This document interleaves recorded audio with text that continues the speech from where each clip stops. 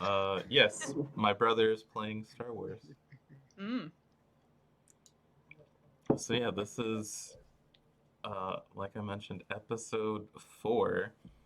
Uh, Weeks and weeks of things happened since we last got to hang out.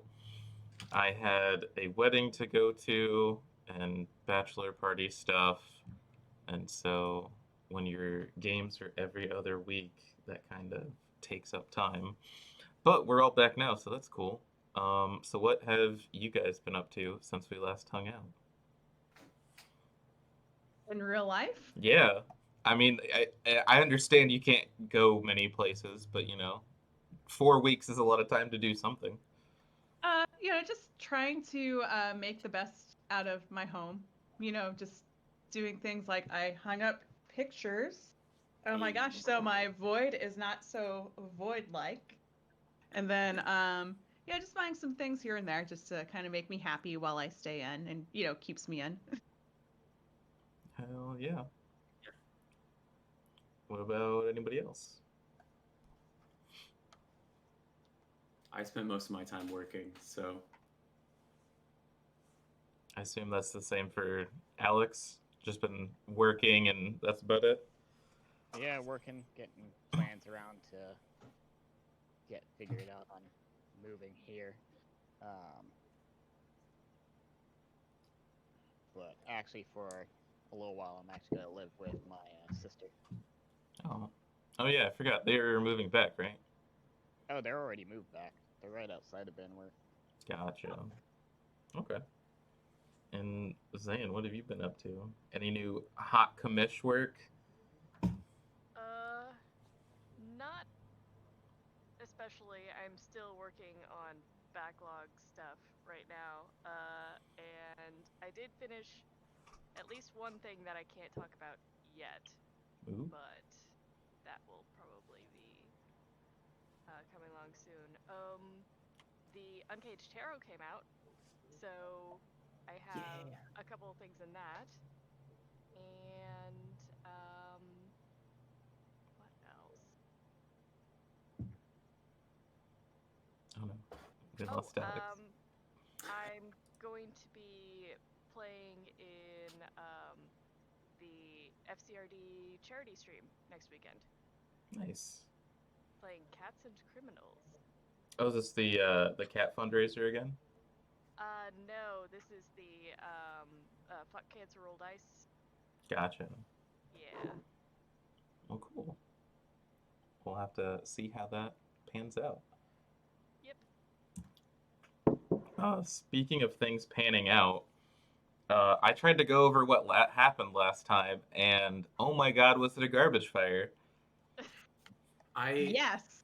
I have a thing that says Peacock Walk 2020, and honestly, I totally forgot about that. So, last session, you came into the care of the child, or some type of small mythical bird. It seemed to enjoy eating gunpowder. Yeah. So Uh, good. there was some investigation going on about what was happening, and a nice, kind old woman was in your house and broke in and asked for your help. Mhm. Oh yeah. Oh yeah. Oh, Uh, that was great. That's totally not going to come back and haunt us. But you you folks don't know, but it was told through story that uh, her dog wolf assistants were murdered, and she is losing her power. She also lost her house, so this kind old lady was evicted. She doesn't have any assistance and was asking for your help in exchange for Somebody, a favor. so was evicted. Her pets were euthanized without her permission. Yeah. And so she offered you 2020, man. a single favor in exchange for some help. Ah, yes, the So the favors. barter system, cool. Sort of, mhm. And kind of. and while this meeting was going down, Astrid was on her usual Uber job when a Terminator esque sequence happened where a Yeah. biker got off and beelined for your car. there was a car wreck, there was arguing, a little bit of minor misogyny, and There was a bit of a kerfuffle. some A stabbing. bit. Uh-huh. I believe Some stabbing. the biker Yeah. turned to bubbling snow. I believe two of you were arrested. Oh yes. Yep. Yeah. Me and Val. But the thing is, we both had sword wounds, right? So we were probably taken to the hospital first. I think I had a sword wound. I know I was like knocked back when I tried to tackle big bad biker guy when he was going after Omina. So, and I spent a point of luck to like mitigate that damage. Yeah. But I don't think I actually had any sword wounds on me. Val did. Yeah, Yeah. definitely. But then again, he was the one that got up close and stabbed Terminator biker dude in the back with a silver opener? letter opener. Yeah. Yeah. But as far as wounds are concerned, yours were not nearly as severe as the wounds on one shape-shifting monster who is now a cat but Yes. and was rescued by Thomas, who was, for lack of a better term, tripping balls in the Shadow Realm. That's right. That pretty Yeah, much 'cause sums that up, yeah. Your like ghost hallucinations were arguing about whether or not I'm supposed to go to a doctor or a vet. Yes, I think remember we- that now. I think we did eventually decide on the vet route. Yeah, because I think you saw a sign for an emergency like 24-hour vet or some shit. Something like that. Yeah. Yeah, so I think how in game terms, I guess, for Valraven, how many wounds did you take? Because I knew they gave you medical care on scene. So at the moment, I have one. One. Is that before or after the like they call the paramedics in to talk? I don't know if you healed any at all. I think it was after because I think we counted. We assumed that we were getting medical care, so we did. I think erase one. Okay, yeah. So as far as anything hospitalized, they were going to take you before one special agent Jess intervened and escorted you to the station. Okay. And Secret so agent girlfriend. if I recall, we ended with Jess sitting across from a table with Valraven in a interrogation room, I thought. Oh, I thought it was across from Astrid. Okay. Yeah, because I had this awesome response, like where no, we ended. Here's what I have for where we ended. Val and Astrid are booked at the police station. Val asks if Astrid wants him to break them out, which Astrid responds with, "Unless you want to meet my girlfriend." Oh. That was it. And if I remember correctly, I'm pretty sure Valraven really wants to meet this girlfriend. Yeah. So, going to postpone the breaking them out. Yeah, so let's hop back in on that. The two of you are in your separated jail cell down at the station in Gary, Indiana, and Oh yeah. I forgot Astrid- about that now. Astrid remarks to you, "Unless you want to meet my girlfriend." Oh, well. I guess we have to stay for a little longer then. I was afraid you'd say that.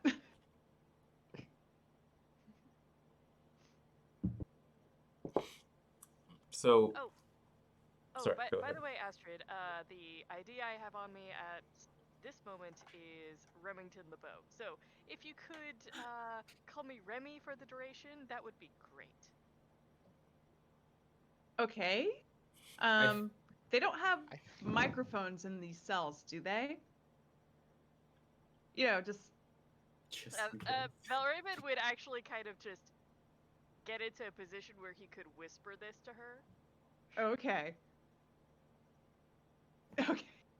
You know, just in case, because I've never been in jail, but if you're gonna, It's like if you do slip, my nickname will just be Valentine. Really, I flirted up that has always been a good nickname for any of my personas. Valentine, cute. All right. So after a little while here, the door opens to the holding area with all the cells in it, and you see an officer enter who's not necessarily in a uniform. It is a 6'4", 250-pound officer with he's got that nice button-up shirt with the suspenders over the button-up shirt and the tie, with his badge placed on his belt, and he has nice slacks. So it's that that maybe higher up officer clothes. He's not a beat cop, and he walks up and just kind of stares, arms crossed, looking at you two. So, tell me again, what happened? As he kind of looks down the two of you, because something about the events that transpired and you two just, he can't, his face is kind of puzzled. Like, I don't understand how you two could be in the middle of this. Like, call it bad luck. Do I recognize him? You recognize that there is a name on his badge. It's marked Lieutenant Terry Jennings. For those of you wondering, this is the My Games version of Terry Crews from Reno 911. Lieutenant, Mr. Jennings, I really, I don't know exactly what happened. All I know is that there was a guy with a sword in the middle of the street, and he was attacking this friend of mine. I tried to distract him. The best I could really do, I didn't want to,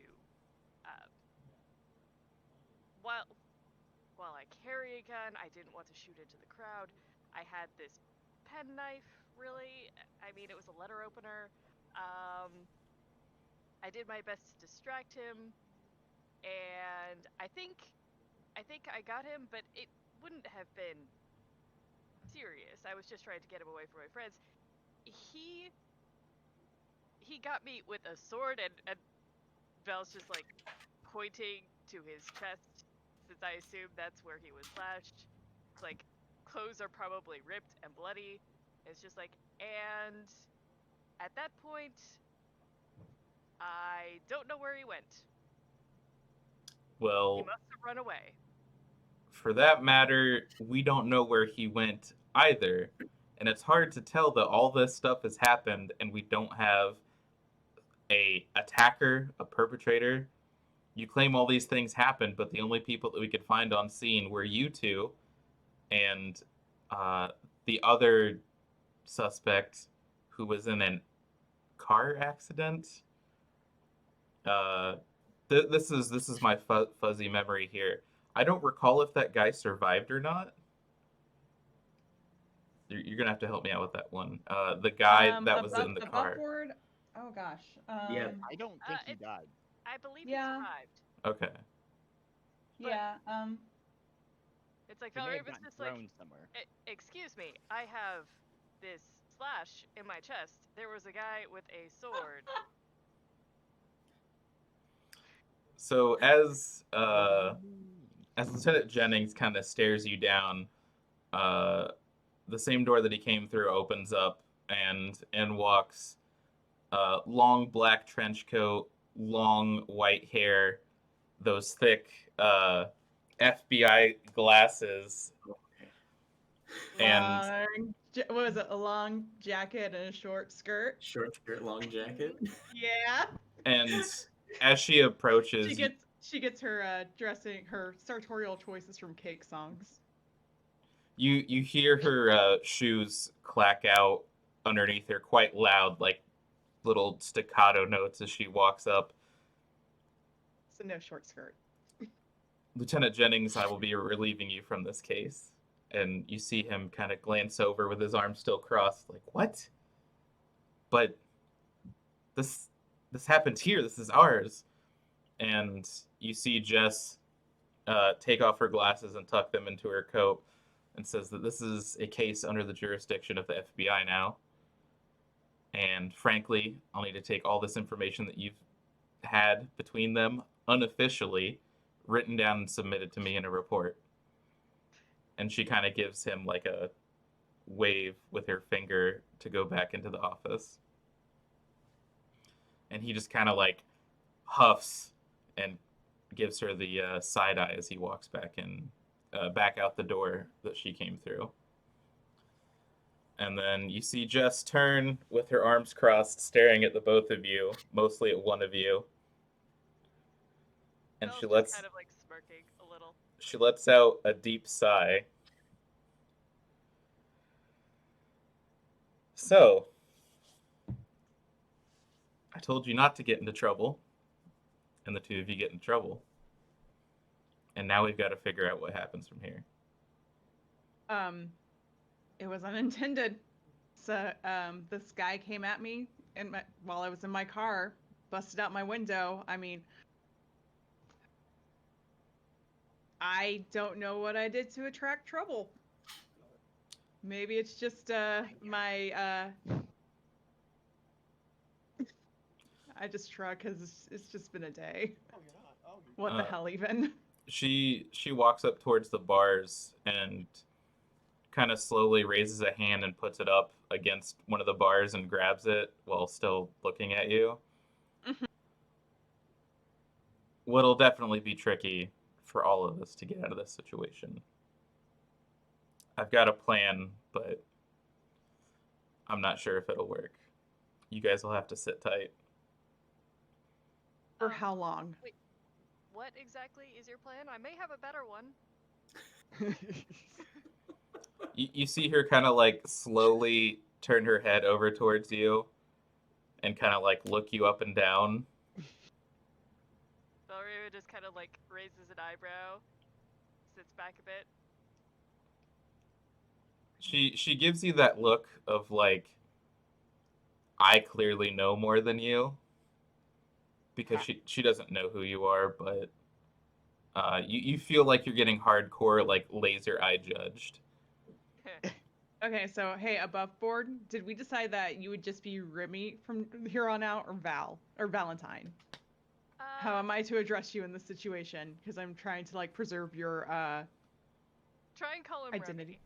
Remy? Yeah. I sigh deeply.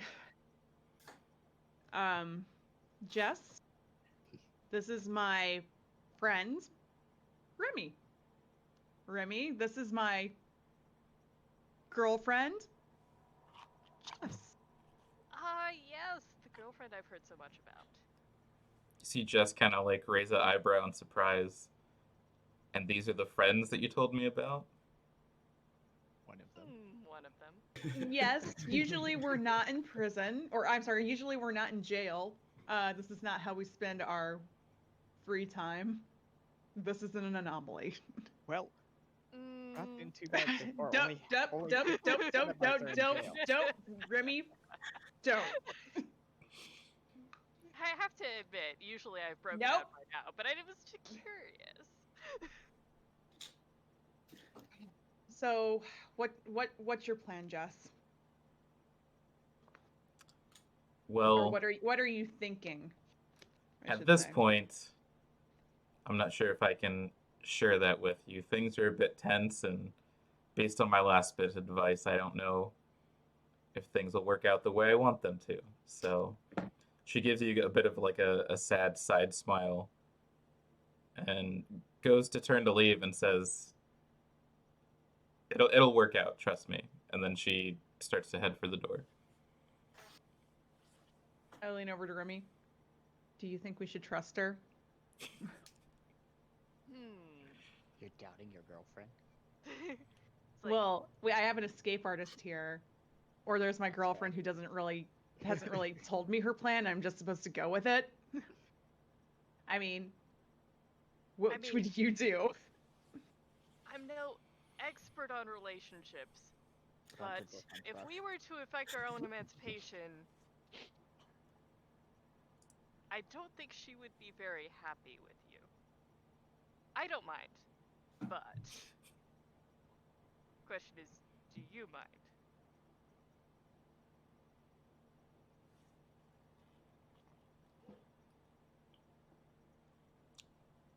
I don't suppose you can get out here yourself and I can just claim ignorance. Hmm, that might make your situation a bit more difficult. Well, okay, so if we do break out, that's something that they could be looking for us if we broke out. That would I be mean, they wouldn't find, I doubt they'd find you, but me, they know who I am. So, and this is why everyone should have an alter identity, at least one. well, I'm sorry. I never thought I would get in the situation where I'm sitting in a jail cell because some psycho decided to attack me in my car while I was doing my job. Never thought it would happen. I mean, you hear stories, but you don't think it happens to you. Val kind of awkwardly pats her on the shoulder and is just like,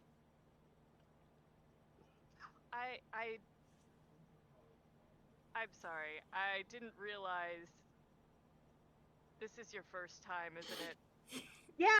Yeah, I wasn't looking forward to having an arrest record, before I was 25. Well, they Maybe are. when I was 30 and I got a little too drunk during my birthday party, but not when I was 25. Well, if it's any consolation, they don't have a leg to stand on. You were clearly in distress, being pursued by someone wishing to do you harm. All of the witnesses will agree to that. There is the slight problem of the perpetrator fleeing the scene, but Given a description and they go after him. exactly. All right, so what I'm hearing is that we should just sit tight. That's what I'm hearing. Yeah, Because this issue will resolve itself. That's what I'm hearing from you. Instead of like, oh, you should escape. It's just like, maybe If it we should was- just sit tight. if it was just me, I would suggest escape. Okay. But considering your girlfriend is evidently FBI, that usually trumps Local authorities. Authorities. the Yeah. the local authorities. With any luck, she'll be able to get the case expunged, unaccessible. I mean, FBI does things like that all the time. They bury stuff really deep. Charges filed against us. Okay. They'll just make it classified. It's a government cover up. Red tape is the best tape. All right. So, if you don't mind, then I'm gonna vote to just sit tight and hope for the best. I mean, if anything, we can tell her. I lean in closer. We can tell her what really happened. She will help us. You Well- have my promise that it is safe to tell her about any of what happened. She's seen some weird shit, trust me. Very nice. Weird shit. Would Val have recognized FBI girlfriend for being Faye, or And I think I- the long white hair is pretty good tip off. I was gonna mention something before. You knew there was a bit of like, with your interactions with Fel, it was similar to where you're kind of like, huh, that's weird.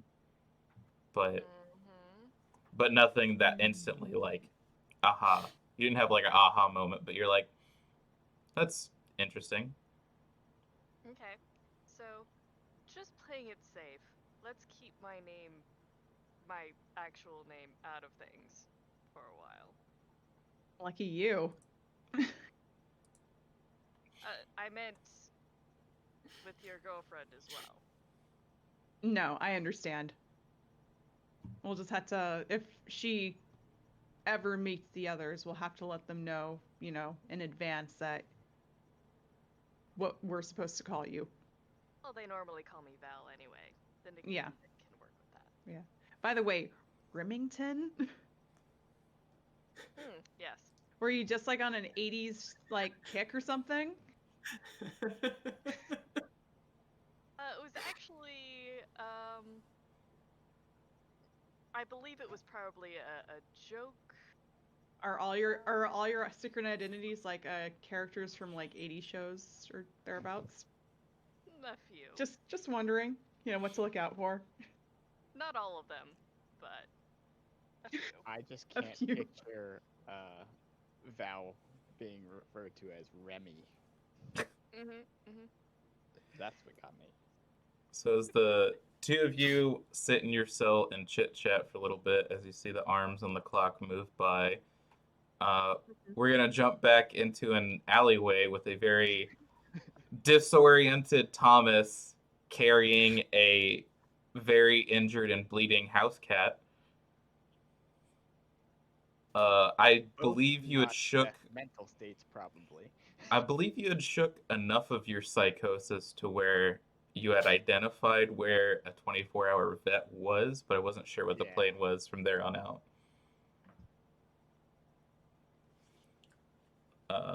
So what is I that think plan? It's just getting Omina over and in that place. So Yeah, I'm going to be walking over. I'm really not in much of a state to be offering you any any direction right now. It's okay, you're small. I just picked you up, so Yeah, it's fine. it's easy.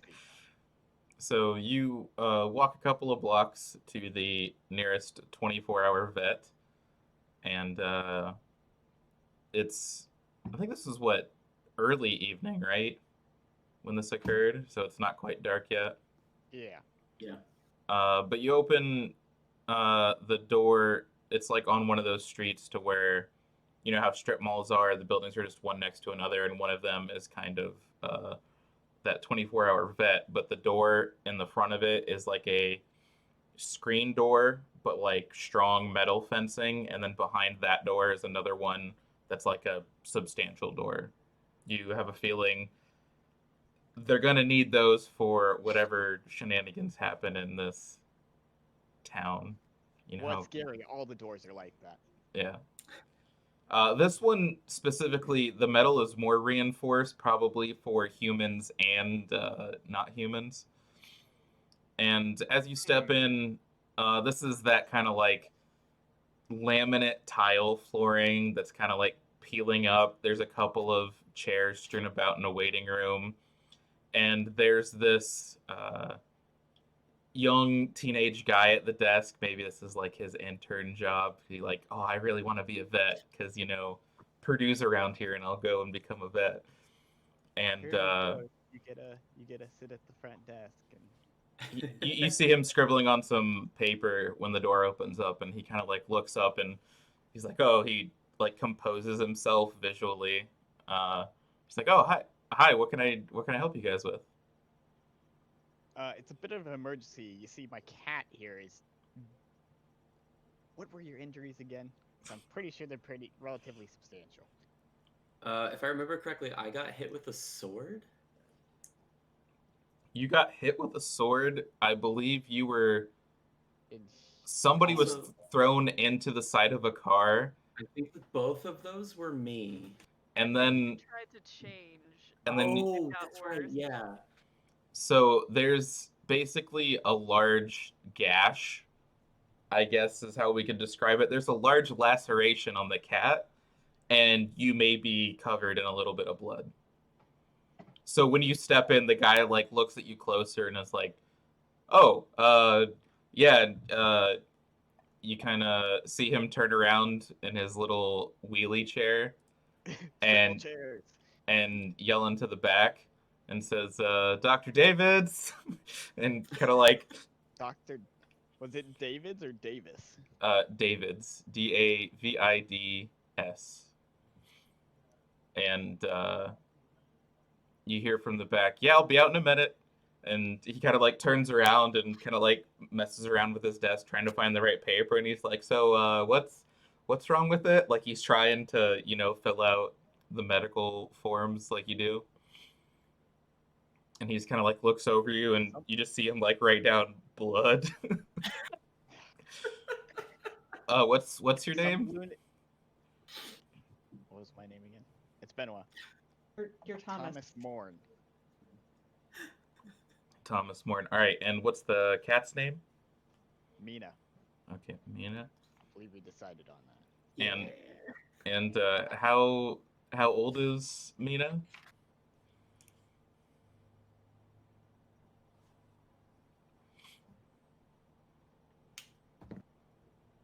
I gotta think about that because I can't say Mina's actual Mm-hmm. age because they'll be like, this cat should be almost dead. Yeah. Cat is almost dead. Okay, so is Omina's I'm gonna like go with 9. 9? I would have suggested like 2 Cat or years. something, like, Oh, 2? kind of young adult in cat years. 3? 3. Yeah. We'll compromise Yeah, and say 3. And so he kind of like fills out this form and is like, okay, does she have all of her shots?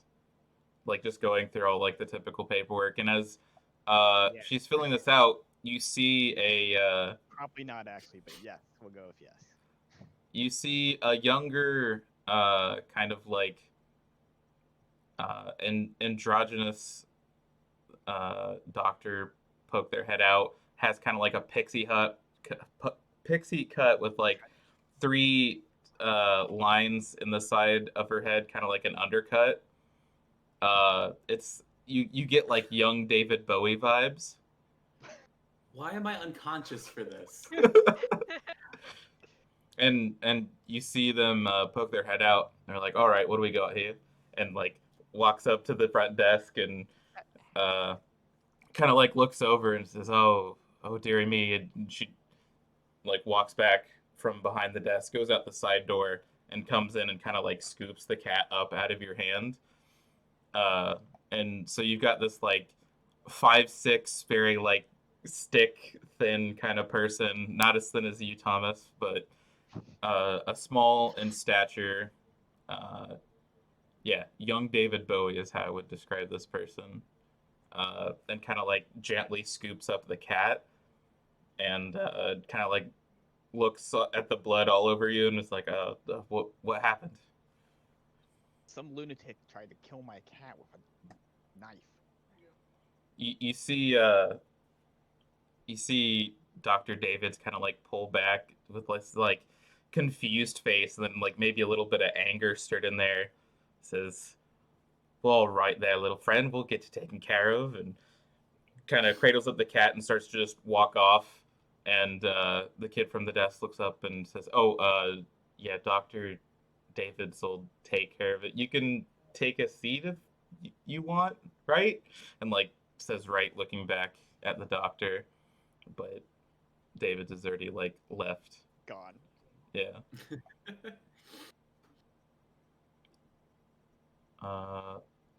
So as you're in the waiting room, I'm not sure what you can be conscious for, I was gonna say, Omina, but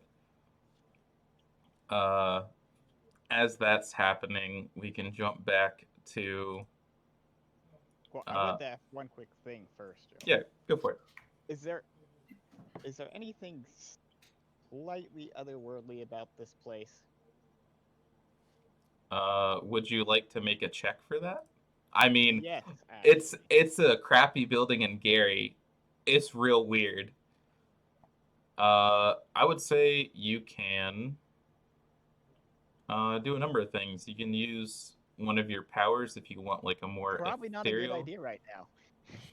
Are you sure? Anyway, you can use one of your powers. You're gonna punch me for that.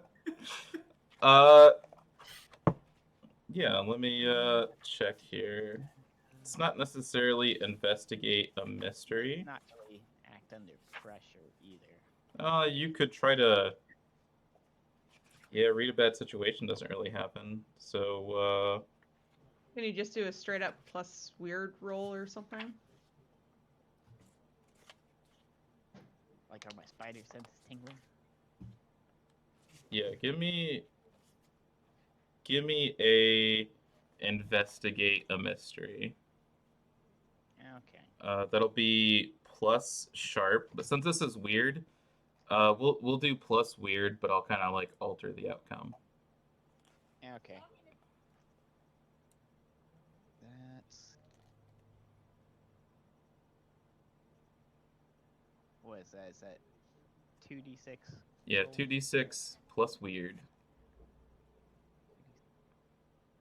Actually, better have a better rolling surface here. 11. 11. So that would be a hold 2. So there's what happened here. What's being concealed here. That's probably gonna be the best if I'm gonna get anything from this. Yeah, I guess what are you trying to investigate about this place? Just to see if I can get any sense of if there's anything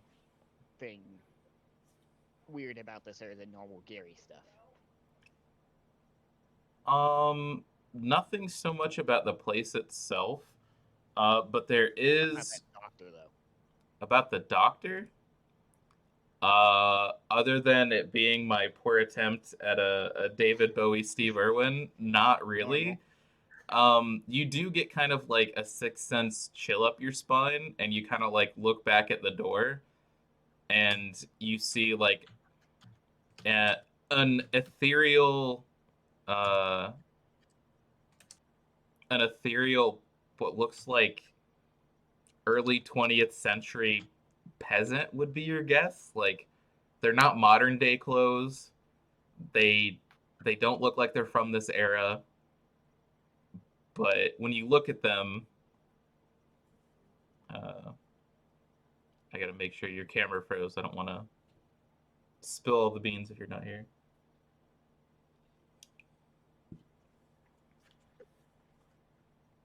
Okay, now you're back. All right. Yeah. This guy, it's a young man with red hair and a red goatee. His face seems to be like the same person who was on the bike. But he's in peasant clothes. Is not nearly as like put together. Kind of looks a little sallow, underfed. And you see him next to the door in the waiting room, kind of like sitting on a chair, just kind of like watching what's going on with a little bit of like confusion on his face.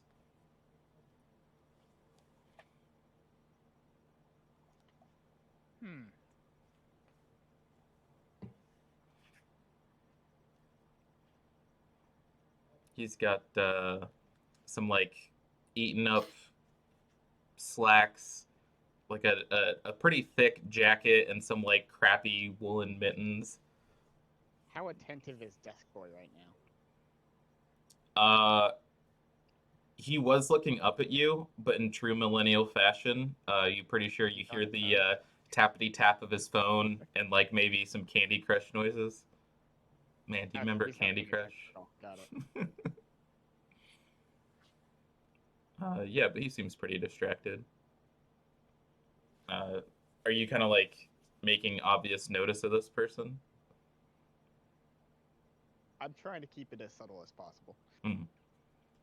But yeah, you see them kind of like looking at the desk, and you see him like get up and walk over to the desk and kind of like look at what's being written, and then he kind of like paces it around the room, and then he like phases through the door in the back, and then comes back and is just kind of like walking around and just seems very nervous.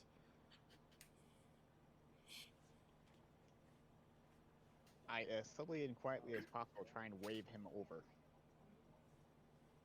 Like, you know, kind of like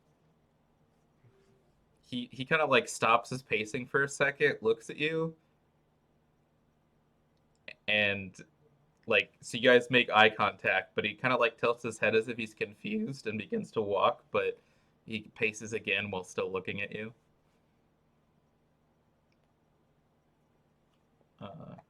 You would know that people are not too they're not used to having to deal with people after they're dead, let alone somebody who's still alive who can see them.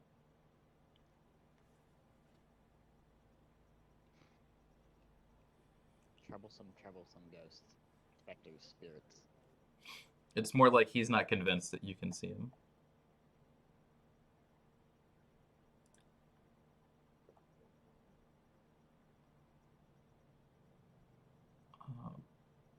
Would you like to convince him further, or what would you like to do?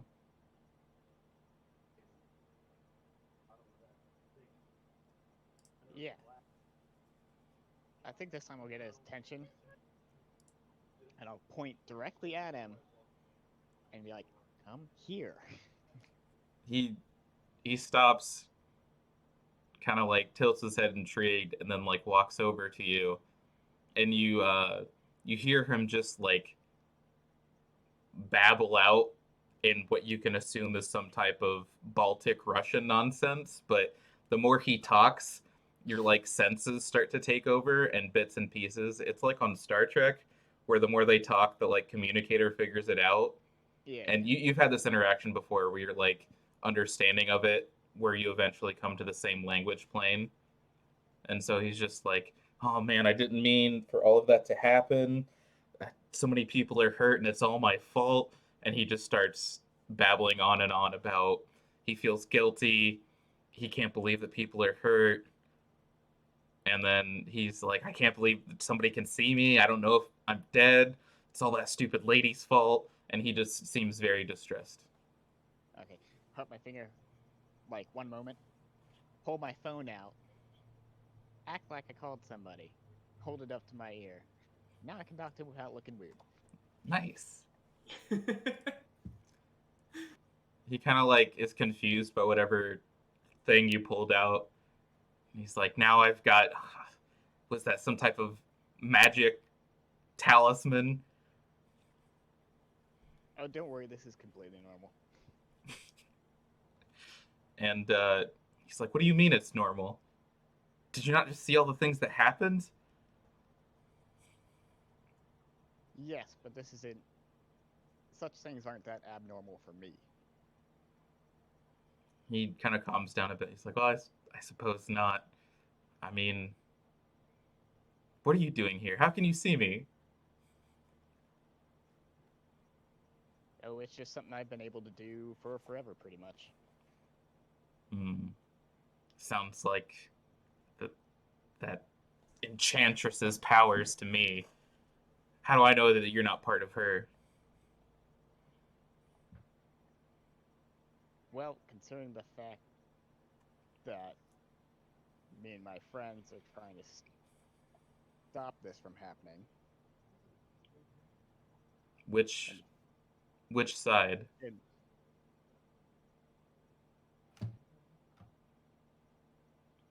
Wait. Let me think. I guess. Which one are you talking about?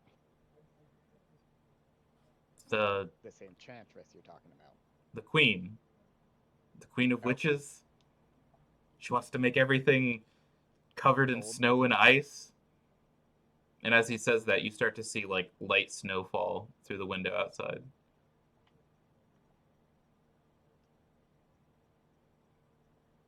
Yes, well, we're working with her mother. Right on that, right? Yeah. To stop her. His eyes go a little bit wider, thinking about like who her mother is. It's like, oh no. So many things. She's going to be so upset with us.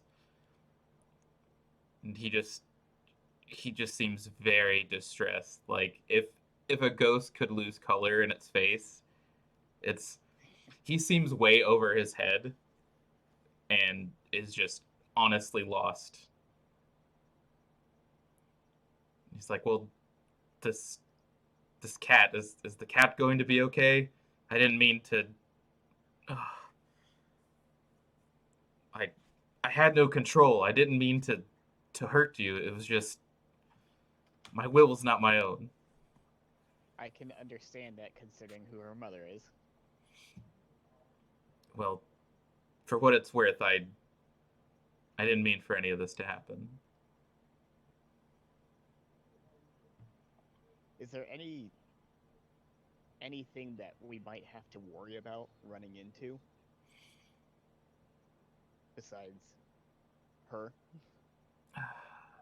Probably my siblings, my brother and my sister are still out there. You may have hurt me, and whatever I was stabbed with seemed to have set me back here instead of back to her.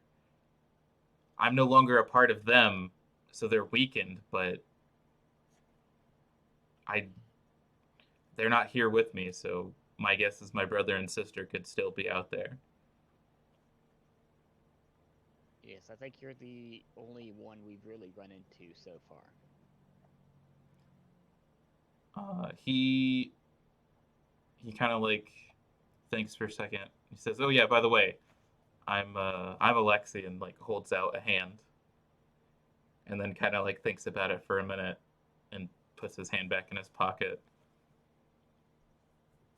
I give him a smile and a chuckle.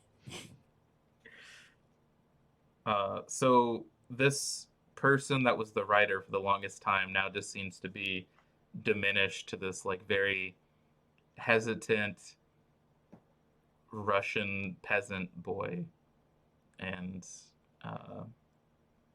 kind of paces around nervously. Well, Well, I don't know what happens from here, but I don't know what I can do. well, at this point, I'd suggest just trying to move on. And I'll let everyone know that you didn't mean to harm anybody.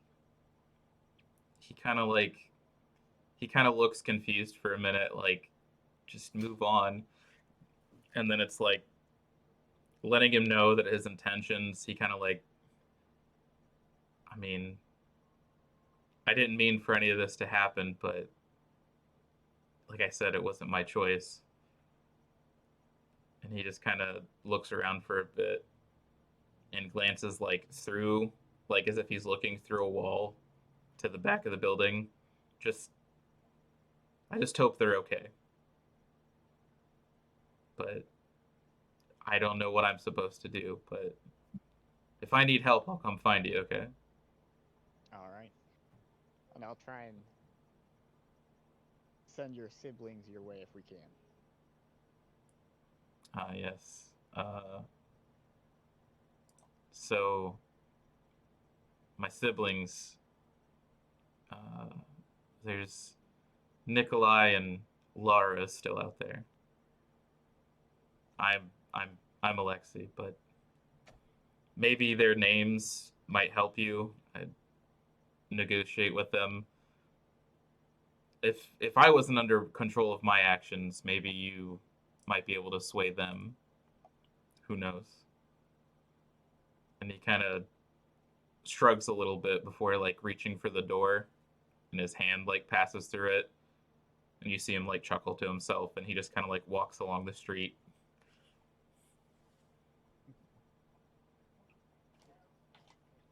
I hang up my phone and put it back in my pocket.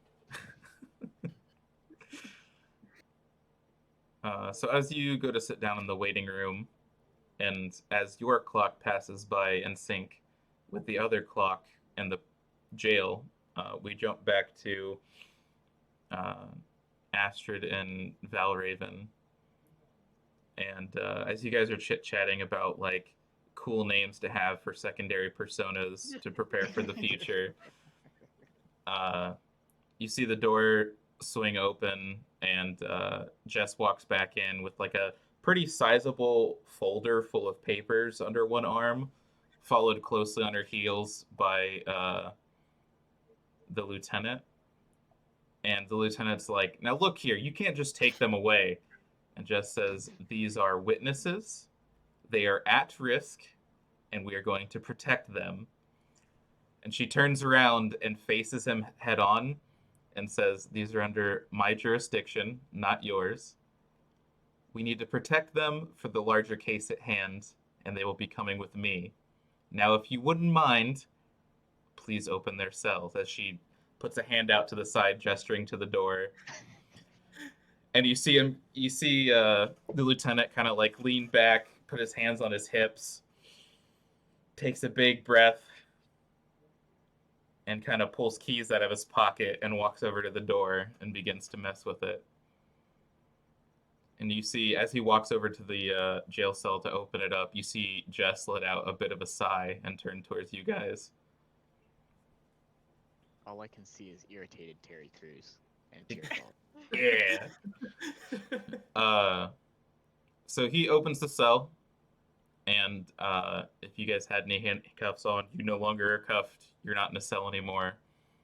And he kind of opens the door and just kind of like side head nods. I guess you're free to go. Yes. I wisely don't say anything. Thank you for your hospitality, Lieutenant. He kind of like gives you a like squinting side eye, like, yeah, uh-huh. Hey, tried foster good relations.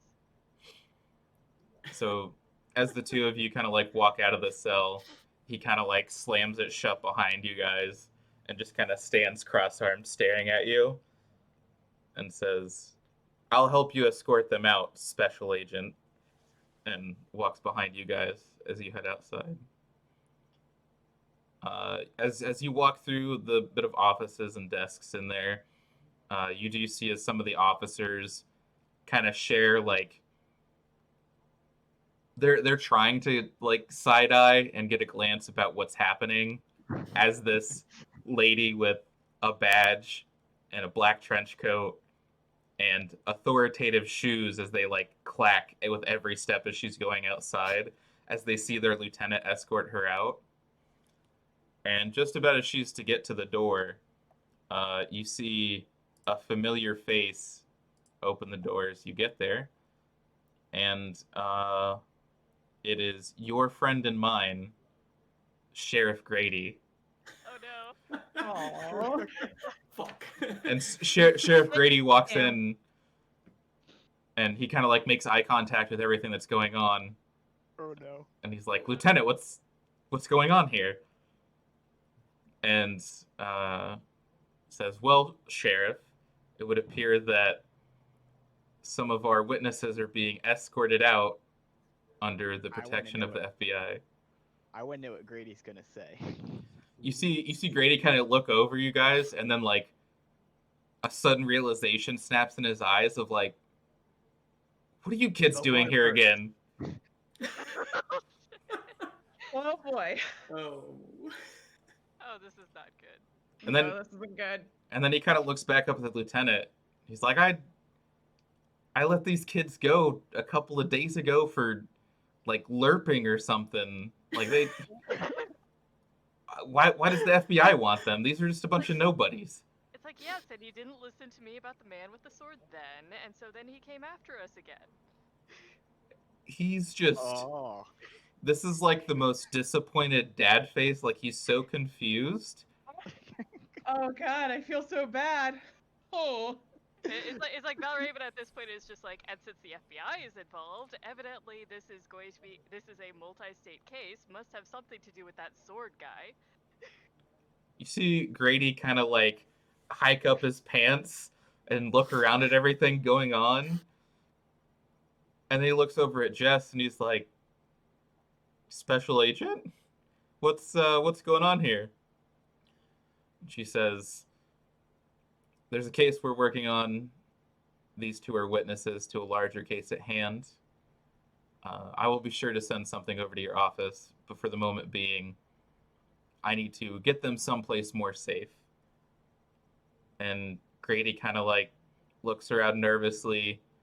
But this is like somebody who's at the top of the food chain, and he's like understands how authority works. He's like, well, I'll be expecting your email, I guess, but yeah, I don't know what you want with those two kids. And Jess says, well, good. That's for us to know and for you to possibly find out about. And she kind of like gives a nod towards the door, and Grady like steps to the side and like opens the door for you guys.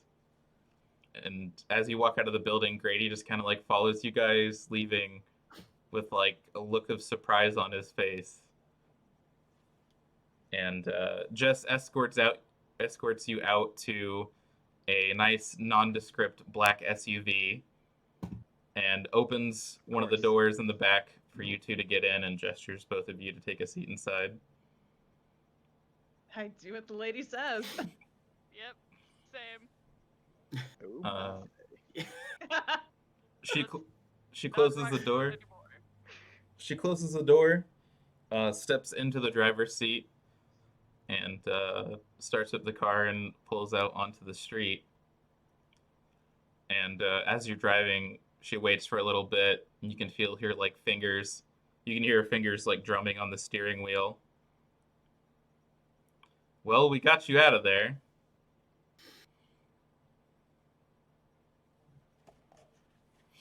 Now I actually have to follow up on my good word and take you someplace safe. Ah. oh. Well. Home? Can you just let us go? I mean, the rider's gone. I don't I'll think tell that's you gonna that. happen. It's like while I appreciate you taking us to a place of safety, a couple of our compatriots are missing at the moment, and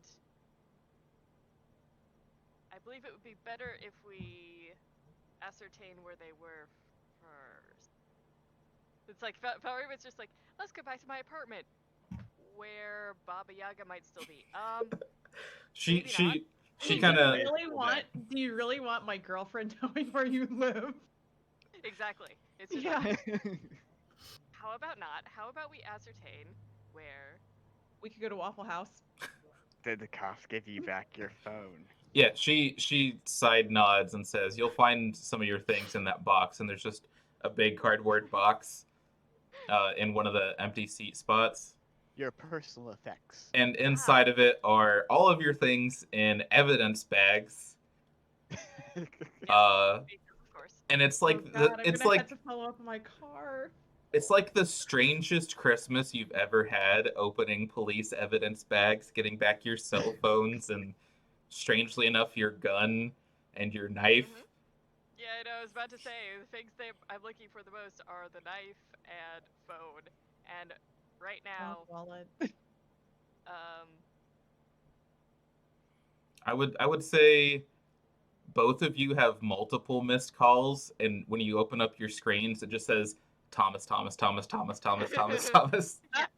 yeah, calling Thomas back.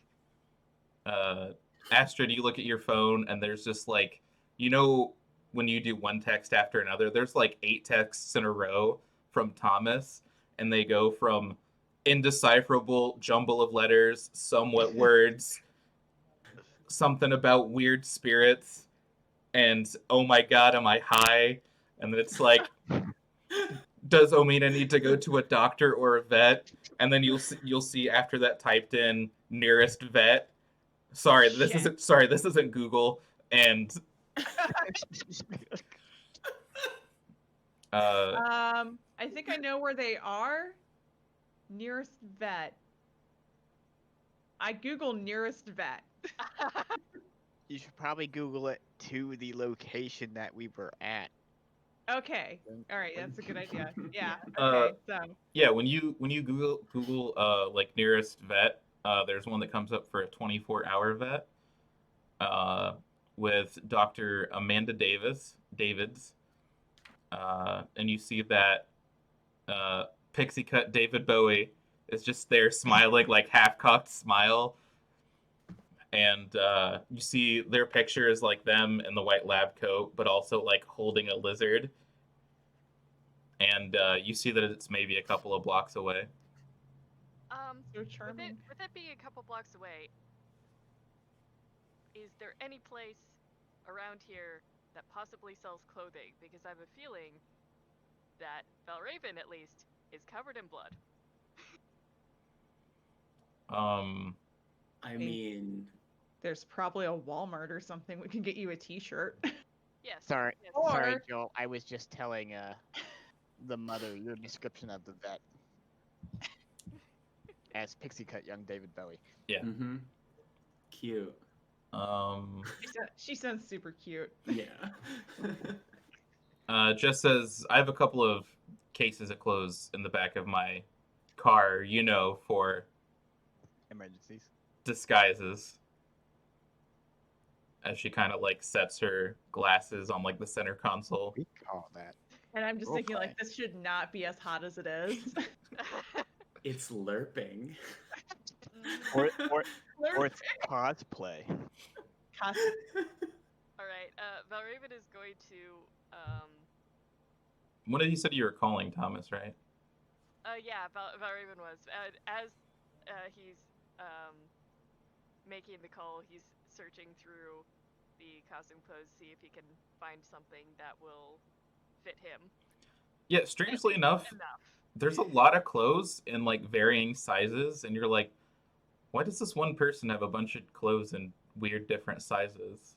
You would think they'd have clothes in only a size for them. Mm-hmm.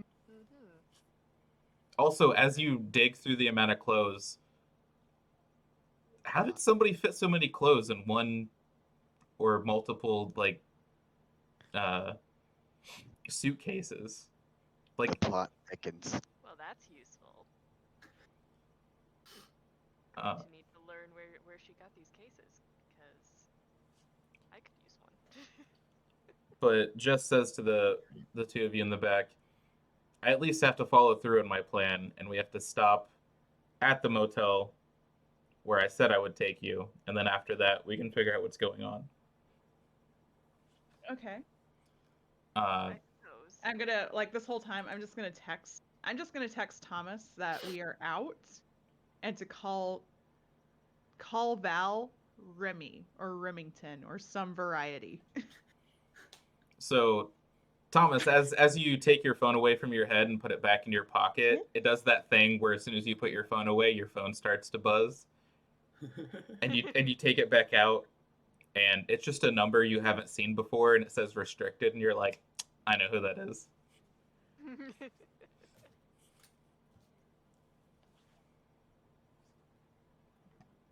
Hello?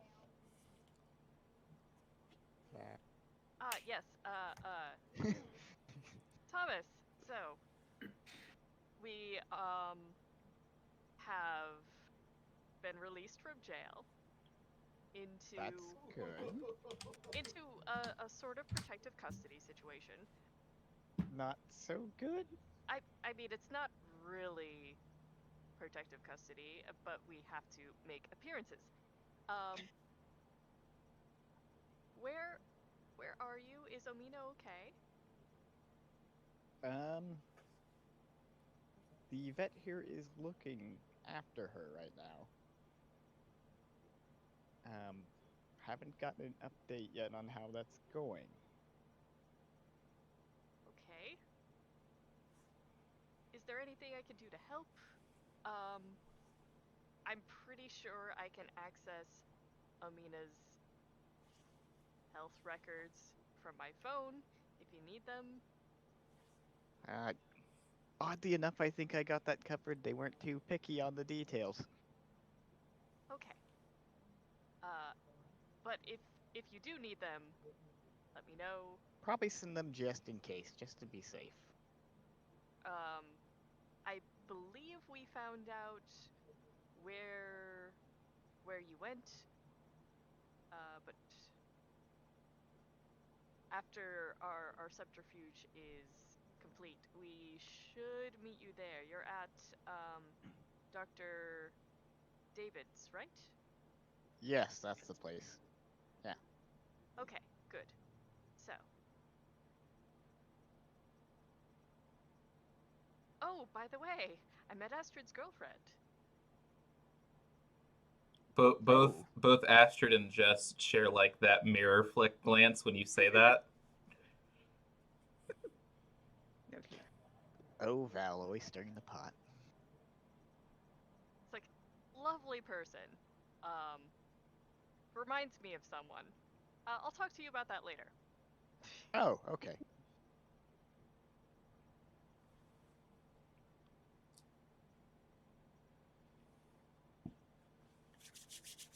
Like if I think,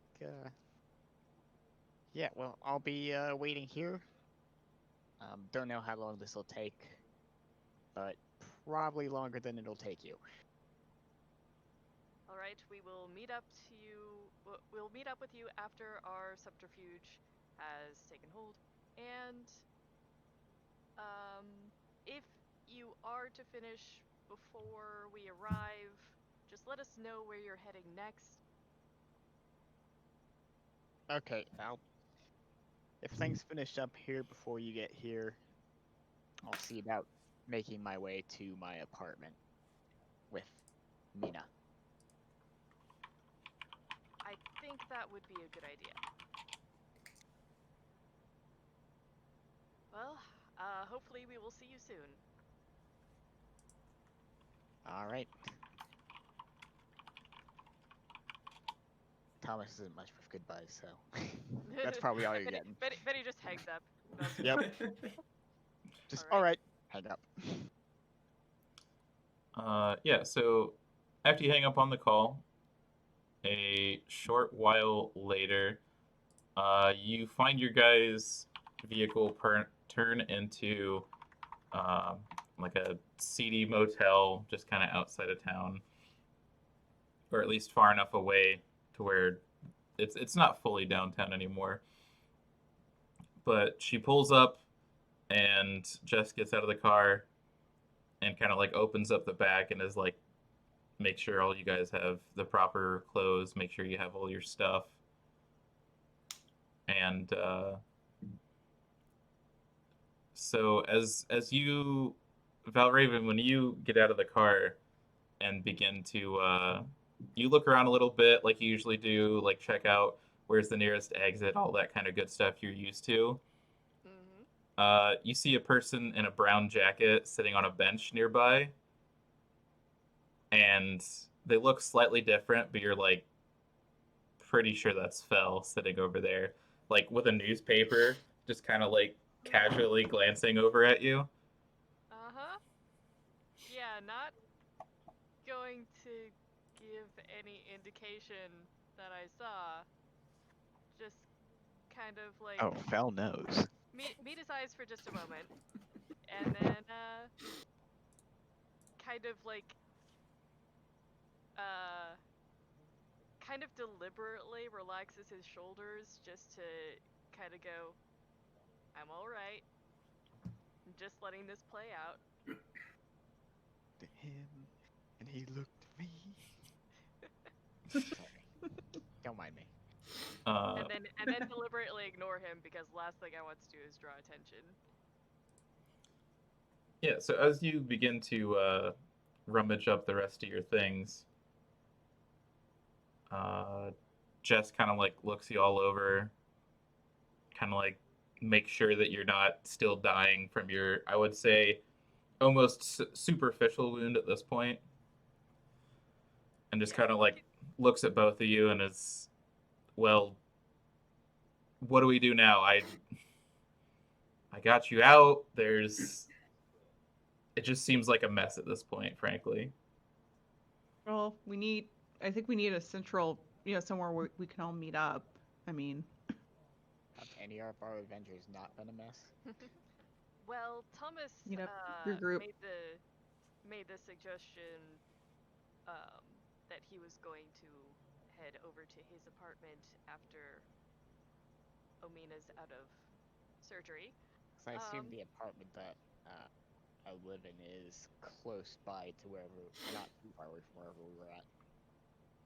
Yeah, most everything. I think Valraven lived close enough downtown that you guys could hoof it to catch up to at least where the collision was. But yeah, everything probably wouldn't be, or at least, I mean, Jess has a car, or you could liberate another car. Who knows?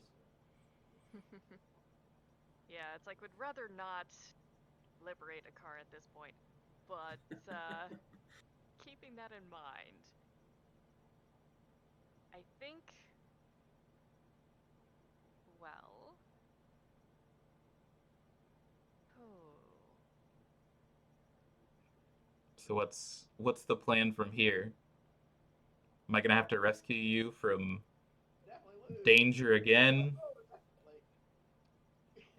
Well, technically, we rescued ourselves from danger. However, that did get us into a minor complication with the police. I could have gotten us out of there, but I really appreciate that I did not have to use my own contacts. That could have been messy. Messy. Just I don't think you're helping your situation, Remy. Speaking of which, you see Dress reach into her jacket and retrieve a familiar coin that you would recognize as your coin, Valraven. And she you hands. think I didn't find it with my stuff? Oh no. No, she hands you your coin back to you. Oh. Hmm. You don't touch another person's coin. That's just rude. Yeah. Ooh. Yeah. Oh. Valraven gives her a bit of a glare at that. Clearly, it's somebody I don't know, Yes. Well. but it's got that certain feel to it, you know?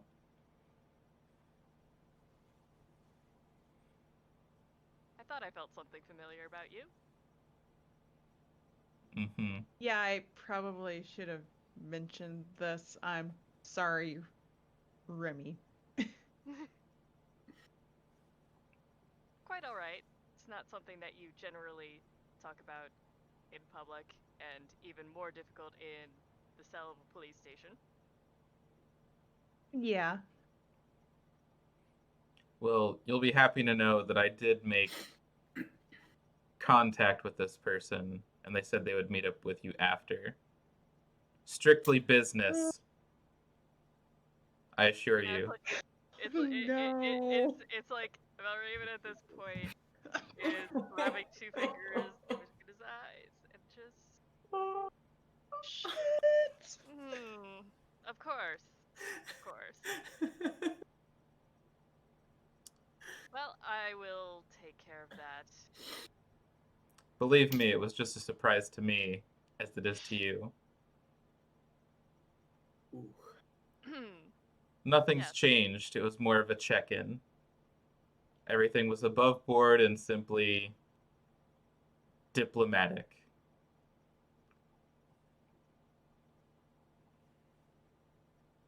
We would have hated to have caused a An incident? interplanar incident. It's not quite international. Yeah, something like that. And she just kind of like nods over to the side and says, Astrid, can I talk to you for a second? If Oh, we no. must.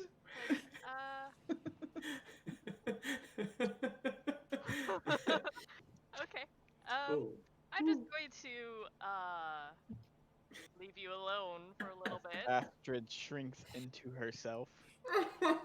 Yeah, just And shrinks into her hoodie. Yeah. and Even we'll, more. and we'll Plot just thickens. I will be around the corner for a little bit, and we'll just kind of meander over there, and if Fel thinks he can possibly nonchalantly go over there and talk to Valraven, that would be great.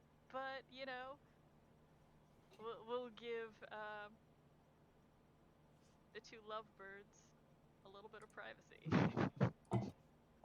So yeah, the two of you step away, and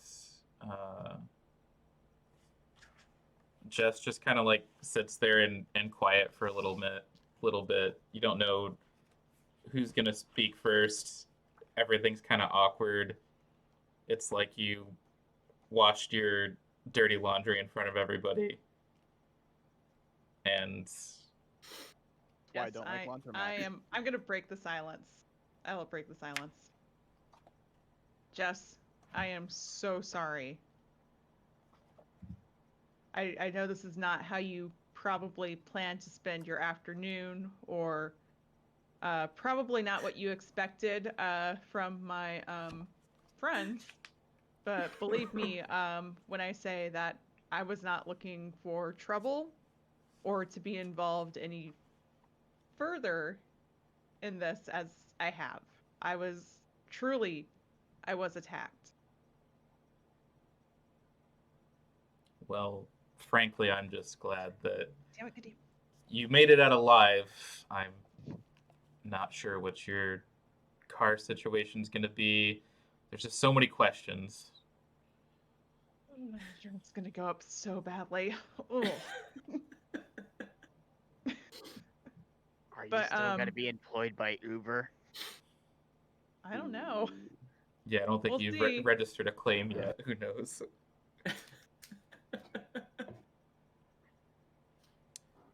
So, I can imagine you must have some questions. well, first off, she kind of like leans in a little bit farther. The summer court? Hey, I didn't know. I know nothing about that. Okay. I'm honestly just as surprised as you are about Remy's connection.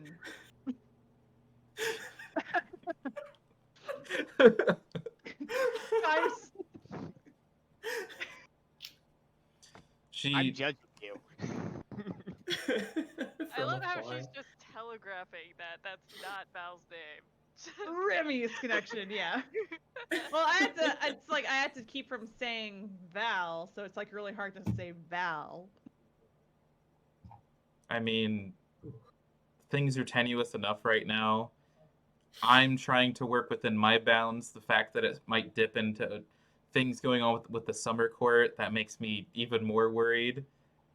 I tried to locate you earlier, but the flower I gave you was nowhere to be found. Oh, about that. Um, My bad. What happened to that flower, Omina? one of my I'm in surgery. friends saw the flower, did not think what it was, and took the flower out. Took it out where? The window. The window. They took it out the window. I was not too happy about this, but I did not realize what it was, aside from something sentimental. If I had known that you would use it to track me or keep tabs on me, then maybe I would have Myself. done more to get that flower back. But at that point, we were in a moving car, and my friend just threw it out. Well, Yeah, find attraction. well, just to be clear, it's not to keep tabs on you. It's much easier to locate something from my neck of the woods if I need to Mhm. find you. Uh-huh. What about this coin? I bring out my coin. That was the only way I found you because the both of you were together and had enough tidbits. That's how I found what happened to you. Well, I'm sorry that you had to find out that way. How did you know about the attack? And above board, this is me completely forgetting like what happened like last session about how she got involved. Well, How did you find out? as you know, we do have our tabs on anything in the human police world, so we get a copy. It's like a police scanner for their things. Mm-hmm. And as before, we've kept a closer eye on things because so many weird occurrences have been happening. And when we saw a bit of our magic happening at the same time with that situation, Your magic. well, the creature, Oh. Wait, it's yours? it's of us, but not us completely. It's So think of it Just fake as stuff. yeah. So It's Fadar. yeah, the more concentrated Like the Faith Home. events happen, or the more concentrated little bits and pieces like the coins are together, the easier they are to find. When everyone grouped up so much, it was like a magnet being pulled towards that direction. One was okay. very old and very powerful, and the rest were a bit more familiar, like your coin. Mm-hmm. And so usually people are dispatched. I knew it was something related to me, so I personally came to check it out. And it just Well, happened to work out, I guess. well, thank you. You're welcome. But I will say things are a bit strained for now. I wanted you to keep a lookout for yourself. You guys have gotten endangered countless numbers of times. If you can't tell, this 3 times. this Remy Say that doesn't exactly seem like the most squeaky clean person. You don't say. You're very impressionable, Astrid. I mean, Valraven looks pretty squeaky clean. Oh damn! You just got called out. I did. Wow. Whew. I'm And missing all the good shit.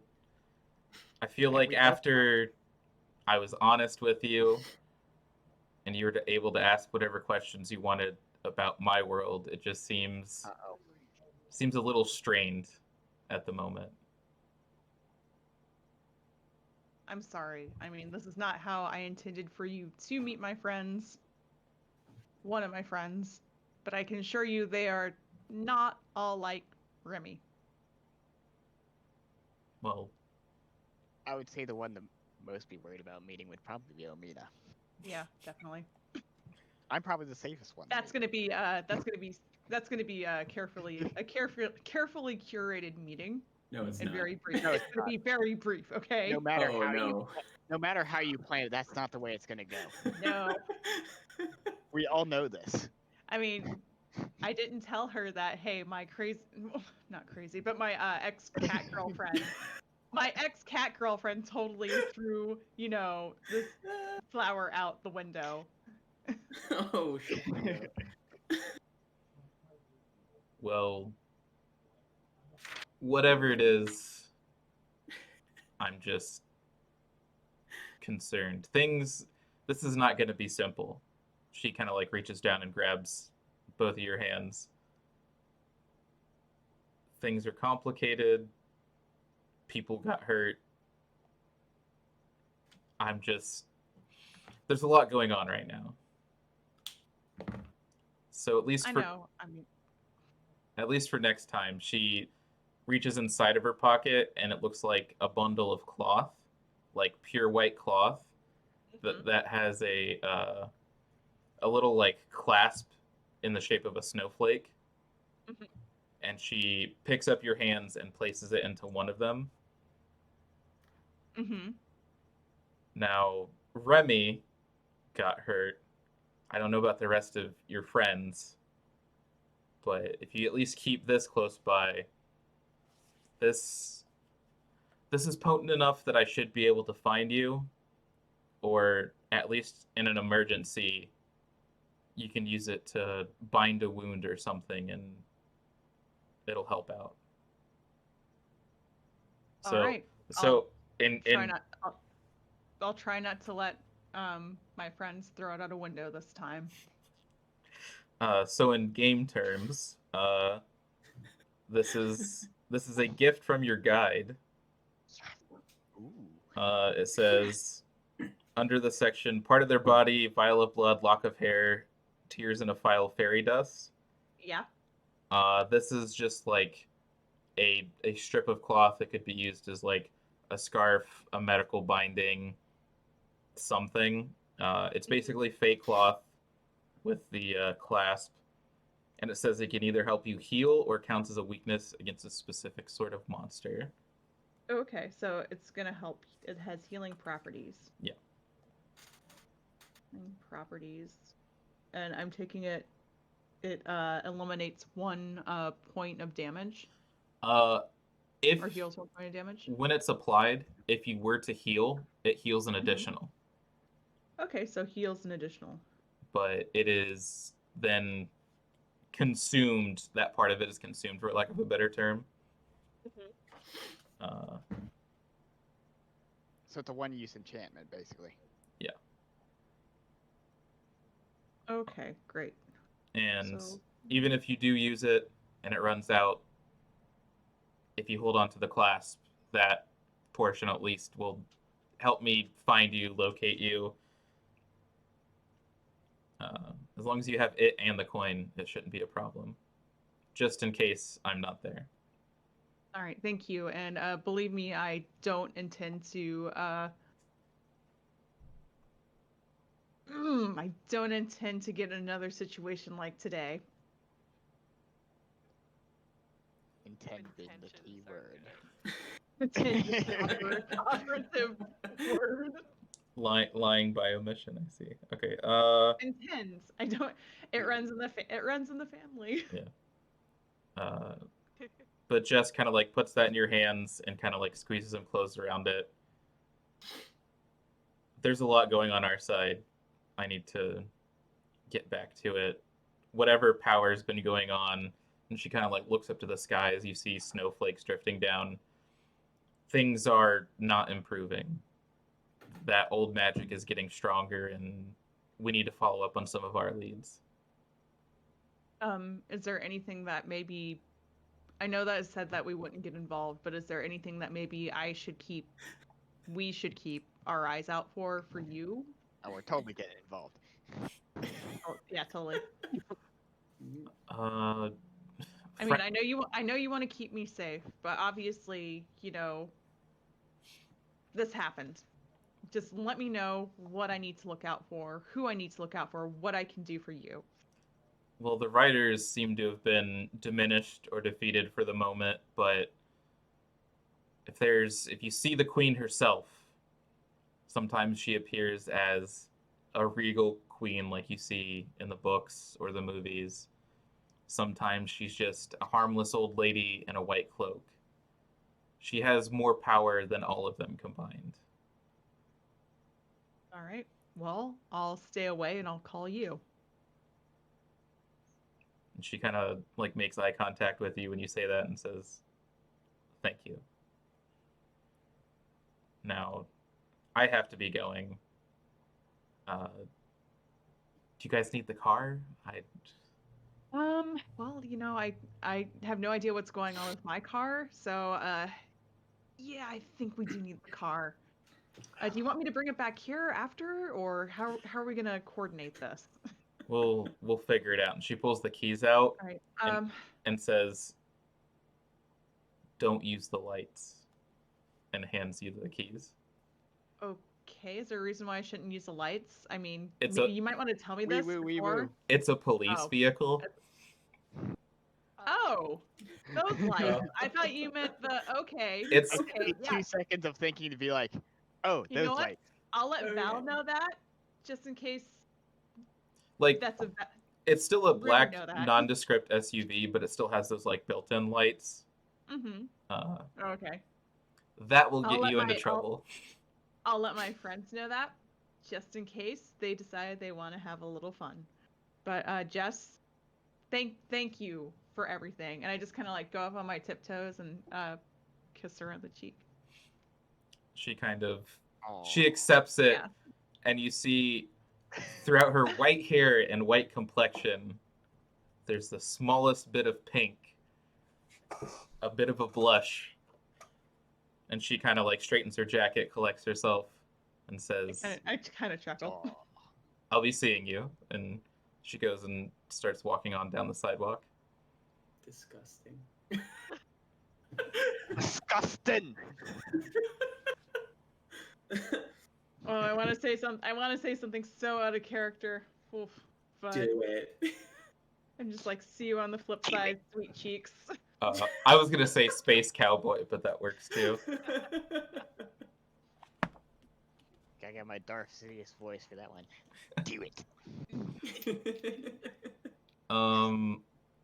So Val, you were not talking to Fel, or were you like, I really want to but won't? It was like, I really want to. I'm going to get away from them to give Fel a chance to possibly meet out of sight of Hmm. the other two. Uh, He was trying so hard Out to. of sight, you say? well, let's say he was keeping an eye on things, and right as Jess walks away, he flicks his newspaper and closes it up and sets it on his lap. Oh yeah, heading over there. Yep. So before we get to that, I would say a bit of time has passed, and Omina, the past few hours have been like flashes. It was cold, you were outside, there was fake artificial light, and then you were like really warm and like cradled in arms. You're not really sure what was going on, and then you were inside a building, and then you feel really groggy, but you start to wake up. And I don't know if you've ever been under anesthesia, but it's like a dimmer switch for coming back awake. Yeah. And you're still in your smaller form. You wake up on like a metal floor, but you're in like a 2 foot by 2 foot by 2 foot cube with like a cage door. You feel like a tightness somewhere in like your belly area, and you see on the wall a piece of paper that says Dr. Amanda Davids, MD, University of Melbourne. And next to it is a Australian flag, but instead of the colors on the flag are blue, pink, and white. And you see someone in a lab coat kind of like humming along and just talking to every single animal in the cage as if they were like a human. They're like, "Oh, you're right, little fella. Just get your lunchtime going here." And you hear like bags rustling and containers opening and cages opening and closing as think animals are being fed.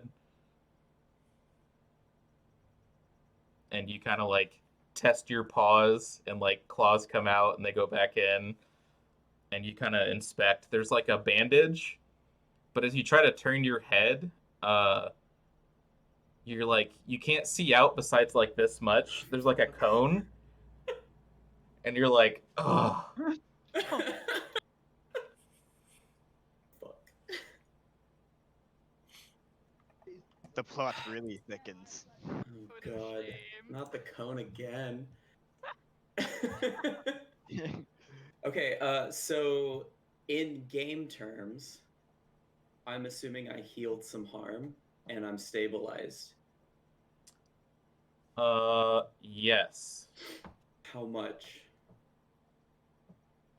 Well, let's I don't know the rules for that. I know it's like actual medical attention.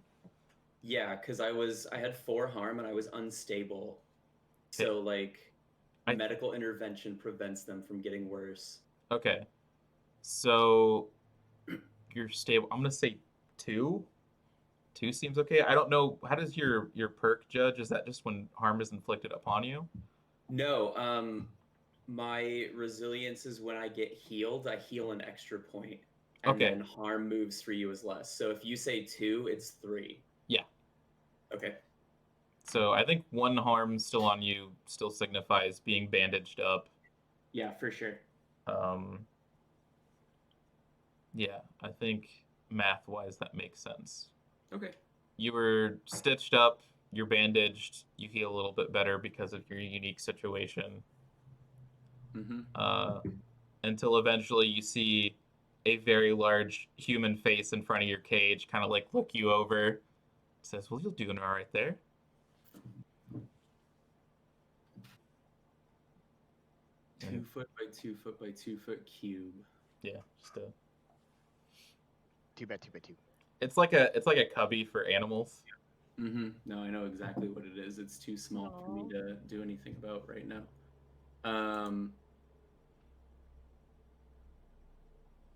I assume that Dr. Davids is getting ready to feed me, correct? I believe that would happen, but due to your unique situation, feeding an animal right after surgery is kind of wonky. You're not supposed to. So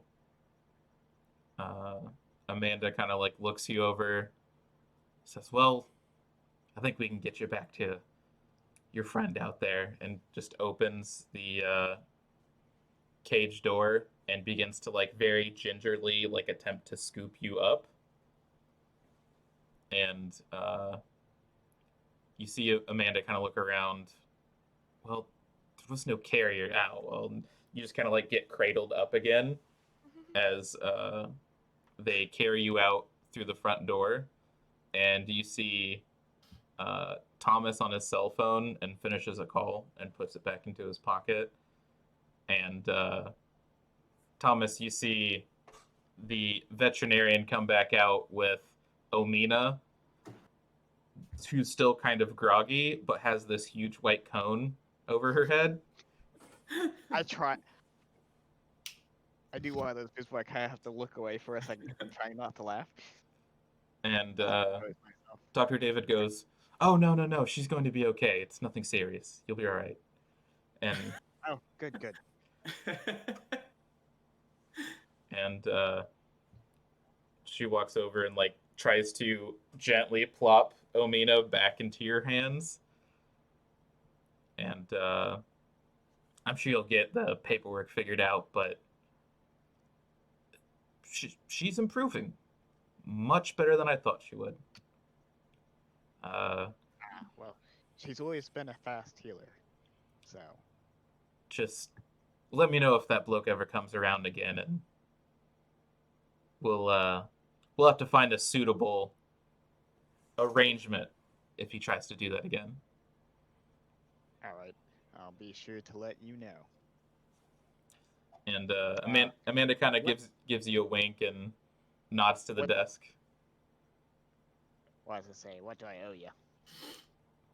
Oh, you can work that out with old Chad here. And, Dad. you see his like head Hey, bro. perk up at his like name, and you see him flip over his phone, and he's like, "Yeah, I can check you out over here." I'm not going to go through the rigors of pet insurance and costs of things, but I assume you might have one of Valraven's cards or something. Well, I was thinking about the whole PI business. I probably have a slightly exuberant amount of cash on me That's for, fair. getting a hold of information. Petty cash, I got you. And Val will reimburse you. Yeah, so that's all taken care of. You do get shot a text message on your phone about were you guys meeting up at the hotel, motel, something like that? I thought we were gonna meet up. We can meet up at Waffle House. I don't think taking, the Kona shame of, Oh, to you know, Waffle that- House would be a good idea. That's right. Okay, so you just want to meet at the hotel? Or do we want to Yeah, meet at Thomas's apartment? Oh yeah, we can meet at Thomas's apartment. Okay. So yeah, Yeah, that'll work. you catch that text message about where you guys are meeting up, and you finish up there. And unless you want to do anything else, I could say that you start heading that way.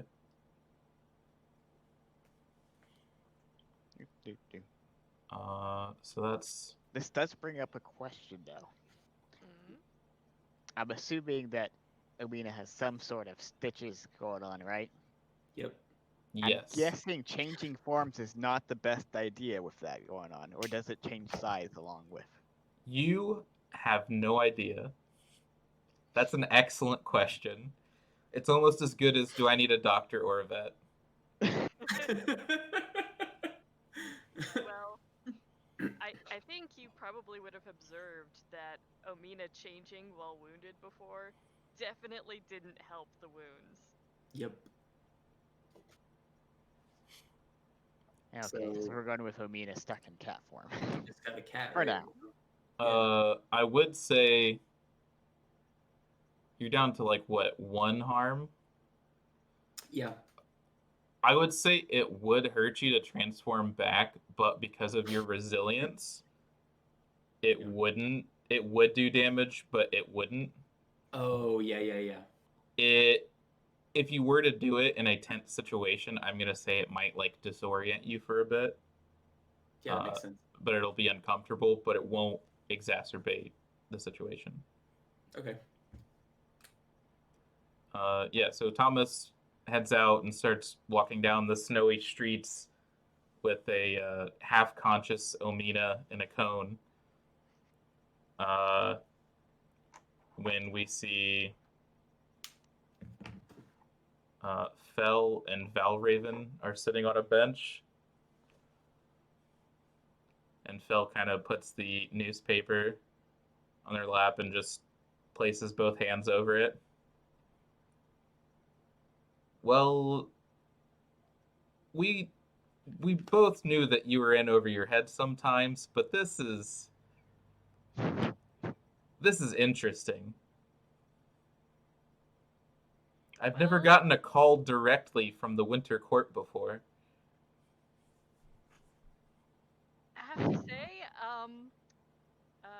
Astrid's girlfriend is surprising, to say the least. Oh, in what way?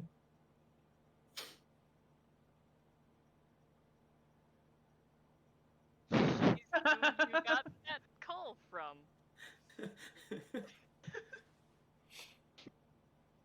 Yeah, that was like I said, it was surprising for me, but I It's don't. a surprise to me too.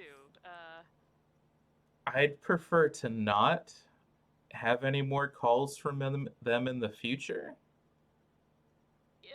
Yep, I completely agree. Is Fel upset slightly? Ooh. Yeah, it's like Bella's just like, sorry, I did not mean for that to happen. Yeah, this is like the equivalent of, I can't remember the other family, you know, in like Romeo and Juliet. There's like what, the Capulets. Montague and Montague. Capulets. Yeah, this would be like that family being like, hey, we found so and so here, and we're calling you to let you know that they screwed up. Yeah. Like it's just two disappointed parenting families calling each other. But also they have a ton of power in their, you know, magical families. Yep. It's like I shall endeavor to make sure that does not happen again. I am going to be more careful about where I hide the coin from now on. It is now going in a secret invisible pocket. I shall. Yes. I mean, it looks like you got an extra pocket already, and you see Fel kind of like point at the wound. Oh. I mean, granted, it's covered by a new T-shirt, but the thing is, I expect Valraven's jacket is still kind of ripped. Yeah. So, kind of obvious. Yes, well, I'm going to need to figure out a more comfortable way to insert silver into the writer when another writer shows up. Yeah. How did you do it the first time? Well, I had this letter opener. A letter opener? It was the only thing pure silver I had around at the time. Ah. So you had a butter knife, and they had a writer's longsword. Yes, well, he had just shoved Amina into the car, and I was rather irate, and mostly focusing on just distracting him, possibly weakening him, and getting him away from the girls. Well, you did weaken him to the point to where he's no longer here, but you seem to have forgotten something, and Fell grabs from within his jacket what looks like a weird, like, drinking horn cornucopia looking thing. So, whatever happened to this person, apparently both you and the police missed that this was dropped. And it looks like a very old timey like blowing horn, like something you would use to call somebody or signal someone. And this one's kind of like brown with uh like gold inlay, like where the mouthpiece would be at, and it just has like a thin leather strap on it. But it looks very intricate and like very well made. That's curious. I want to find out what this is. Oh, that sounds like a roll, maybe. Maybe. It's like, do I want to use my sensitive abilities, or do I want to investigate it? That's up to you. Hey, guys. Yep. I know we were having problems with Investigate a Mystery earlier. On page 29 of Tome of Mysteries, there's a more flexible version of the move that opens it up for, like, you know, just asking questions instead of, like, Oh, gotcha.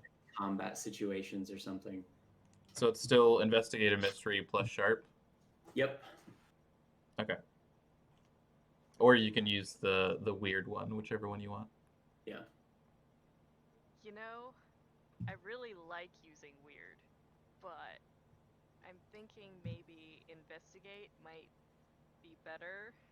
While Raven usually likes to take the more risky route, things might have been a bit too risky last time. So, investigating a mystery. This was dropped. Let me just roll. I haven't done this in so long. It's 2 die, right? And then it's plus sharp. That is correct. That's a 9. Okay, so 7 to 9. You can ask me one general question. This is based on how you're investigating. I will tell you honestly and with reasonable detail what you discover. So, what's a general question you want to know about this horn? What kind of magic does it have? Because I assume, since it was being carried by a magical entity, and it looks pretty important. This has the magic feels very, very old compared to,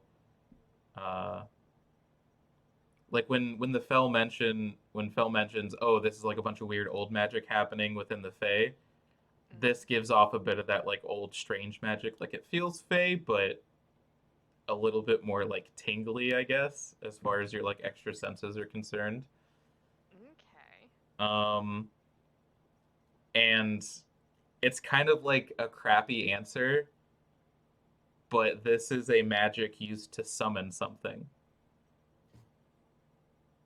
That would make sense with it being a horn, form and function. It also feels like a part of something larger. Part of something larger. Like it feels like a piece, but it feels like there's something missing. Okay. I can work with this. This is something new to investigate. With reasonable detail. Yeah.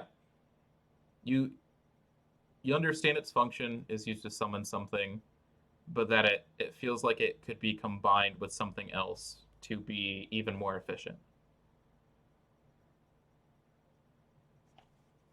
Well, that is interesting. Well, I'm glad we have gotten this away from the rider. That I feel much better about it being in our hands than theirs. Yeah, so do you want me to hold on to this or Well, I would like a little bit more time to study it. I think I've got a good handle on what it does, at least basically, but well, it's a horn. You kind of like you blow the horn that's what it does. yes, but it summons something, but it feels like there's something missing. Like it could do more.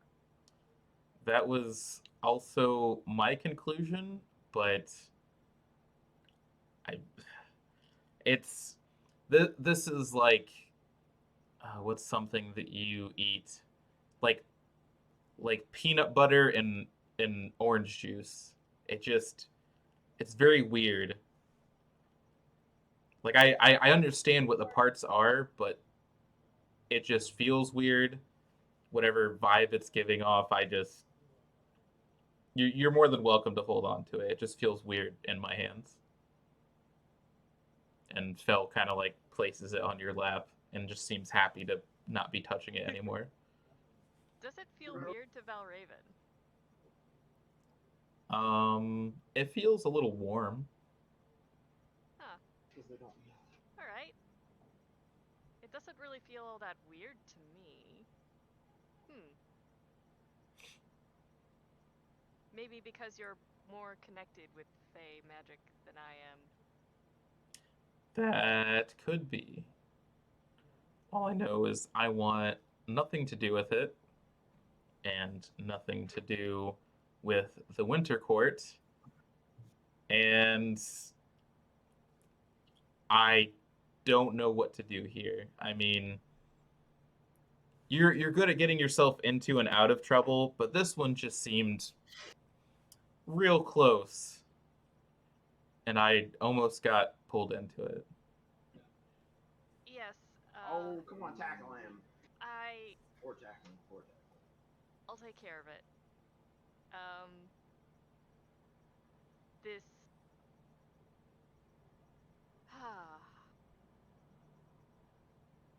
You know, I told you to watch out for them. And here we are. Well, I mean, I know how good you are at taking advice, or at least precautions, but I do endeavor to take your advice to heart. It's just in the moment sometimes. I'm just not used to.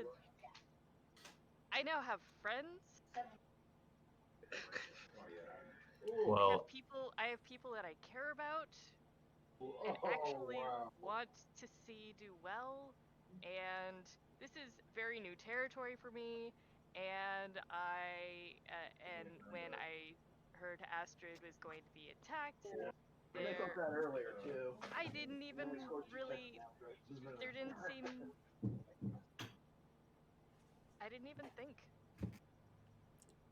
well, somehow I would say that your friends might have helped you out and maybe helped you not take something else to heart, nodding towards your bandaged side.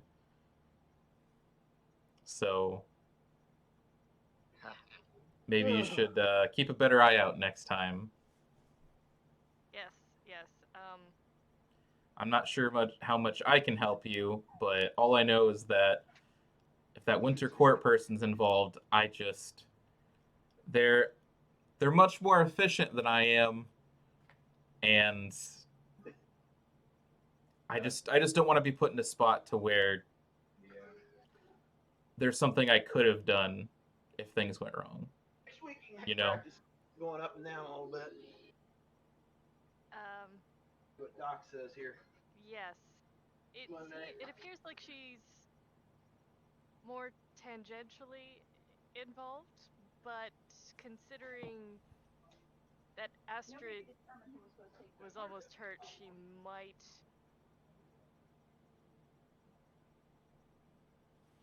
might be around more often, since it appears that our group has found a bit of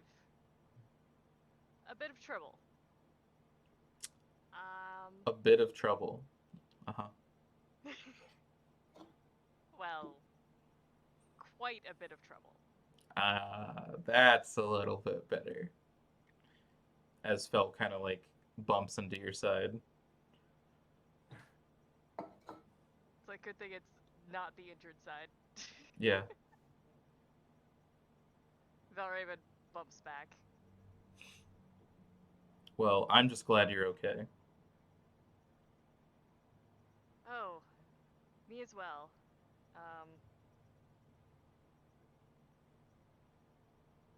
And I'm glad that what we did weakened the rider, because hopefully the next one won't be as difficult. Yeah, I'm not sure how that works, but And I need to find someone that will fashion silver bullets. that I might know about, unless of course you have someone in mind.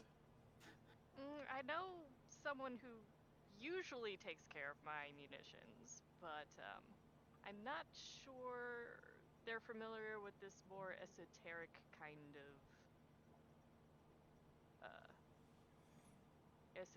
of ammo. Well, I'll talk to them for you, and who knows, maybe they'll drop something off at some point. You know how you are about talking to people face to face. Well, yes. But what's your next move here? Well, my next move is to get all of us in the same room again, compare notes, and I think I will investigate this horn and see if I can figure out what the Daryl other Johnson, part his whole is. family got it. They're all over it already. So. Well, I think definitely coming up with a plan will help out in the long run. Speaking of plans, and you see Fel put his hands on his knees and stand up, the court wishes to talk to me, so I need to go take care of that. Val just looks a bit worried. And he kind of like runs a hand through his hair nervously. Yep. Normally I like to stay out of things, but I was kind of pushed into this one, so. Val's just going to take his hand.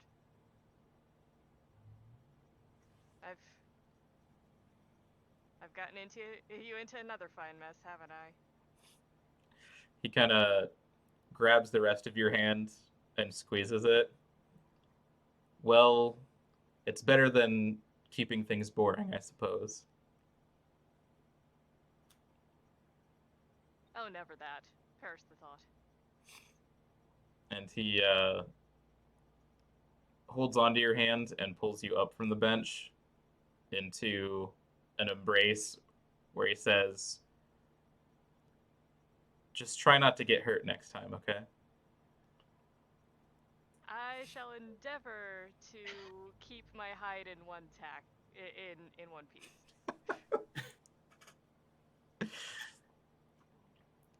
So as you guys share your moment there, we see Jess walk off in one direction, Fel and Valraven embracing in the other, and we see this like camera pull out scene where we see Thomas slowly walking towards, kind of like walking past Jess unbeknownst with a cat in his arms. And and Oh, that's too funny.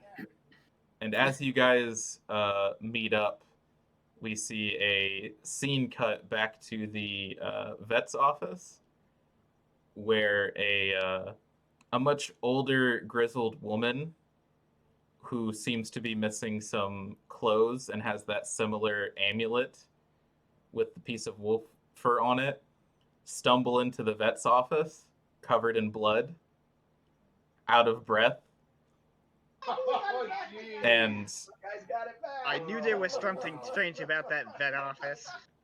she slams her hand on the desk and says, "I need to see the doctor," and the kid just stares confused. And That poor kid doesn't know, does he? we're gonna take a quick break at our halfway mark. So I should have made it. I'm gonna go to the break screen and we can get some drinks, get some snacks, look at Yeah, I can use some snacks. kittens, It's Gideon. She's been bugging me this whole time. and we'll be back here after a little bit.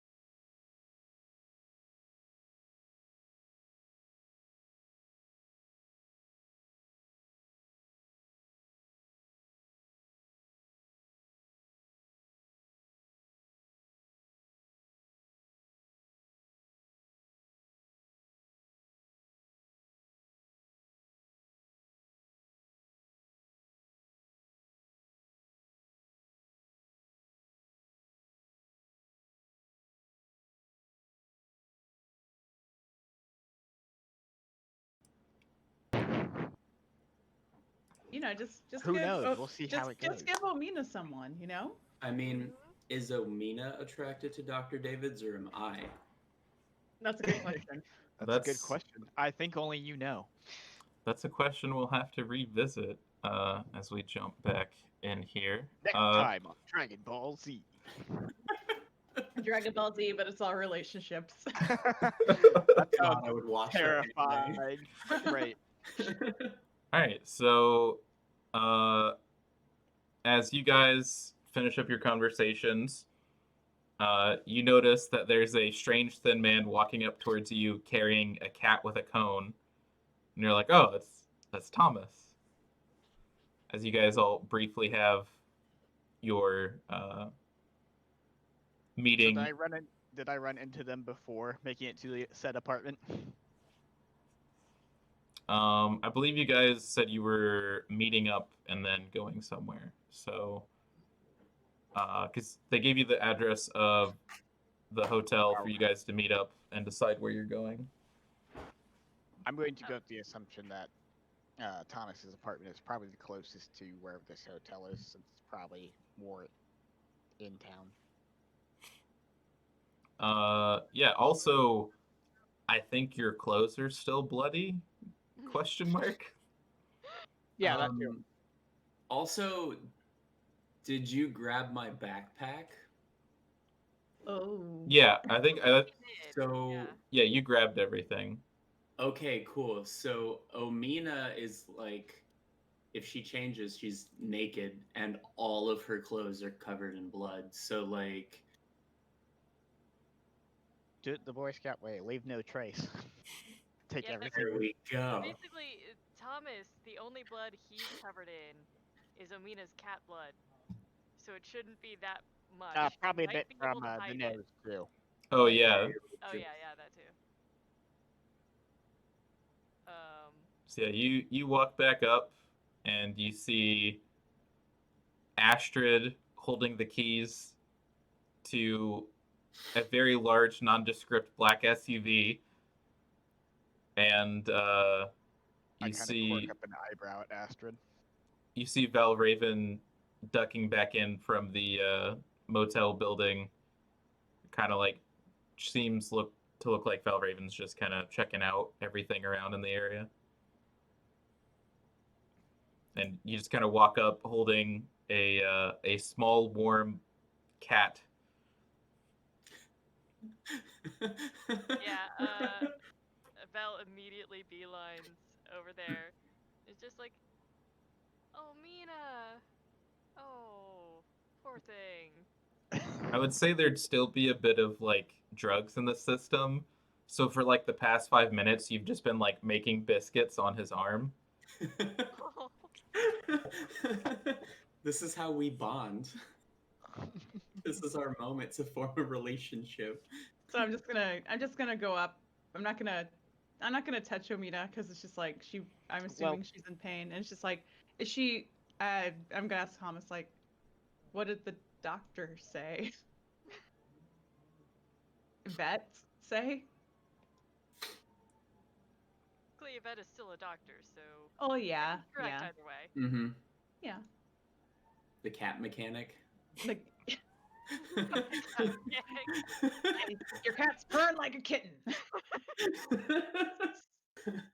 is exactly what it should be doing. Fine, it was just an oil leak. We had to just just change the cat's fluids. It's fine. Now that I didn't make a bad decision, put a mouthful of food in my mouth. I tried to cover. The cat engine's fixed. It's purring again. There we go. Yeah. see? Yeah, the doctor said that she should be fine. She's just a little out of it currently. As you see biscuit making hands in the air. In the air. Valraven will just kind of like do the little grab pause. The pause stopped for a minute, and then continue making biscuits. How drugged is Omina, and will she remember? That's always a good question. All right. Alright. Well, we should probably continue on to someplace more private. Yeah, that's an idea. Where are we going? I can drive us. I just kind of twirl the keys in my hand. No, on my finger. I think the original plan, Thomas's apartment. Yeah, it's probably the closest to where we're currently at. Mm-hmm. And I don't I know, can- DM Google Maps. I can walk over to my apartment. I'm trying to figure out how long we left Bird Child alone. Well, not quite alone, but That was my next question. I'm like, what did you do with the bird? I'm like Forgot about the bird. The bird actually wanted to stay in the apartment, so With Baba Yaga. I was okay with letting that happen and not taking the bird to confront a sword wielding person. Considering sword wielding person seemed to be after said bird. Yes. Yeah. Fair. So I have a feeling like you're dropping Valraven off at his apartment to check on the bird, and Valraven will meet you there after he has retrieved said bird. Mm-hmm. Or at least Okay. checked in on said bird. But I'm Valraven's thinking new pet. Valraven's going to be taking the bird with him. Mm-hmm. Alright, so you are heading back to Valraven's apartment? Is the plan? Yep. Yep. Mhm. Just dropping him off to check on bird. Yeah. Nothing really notable happens during that drive. It's more like you're an Uber driver and a tiny person, and that's a whole lot of car. Like you hit the gas and you're like, oh, this is a police car. Like it's got Oh. oh. It's just kind of One day, maybe one day I should consider getting a car like this. I mean, Go. when I get an actual good Hold job on. where I can pay that loan. Is this one of those situations where maybe everybody outside the vehicle sees this? Yeah.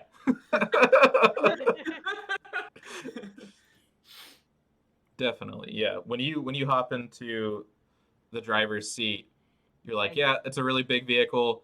There's just a myriad of extra buttons that you have no idea what they do. Hey And guys, don't touch It's- any of these buttons. It's a good thing like, Omina's which buttons, though? semi-conscious. Nope, none of those buttons. But You know all the Nope. how buttons will we we press. know what they do if we don't try them?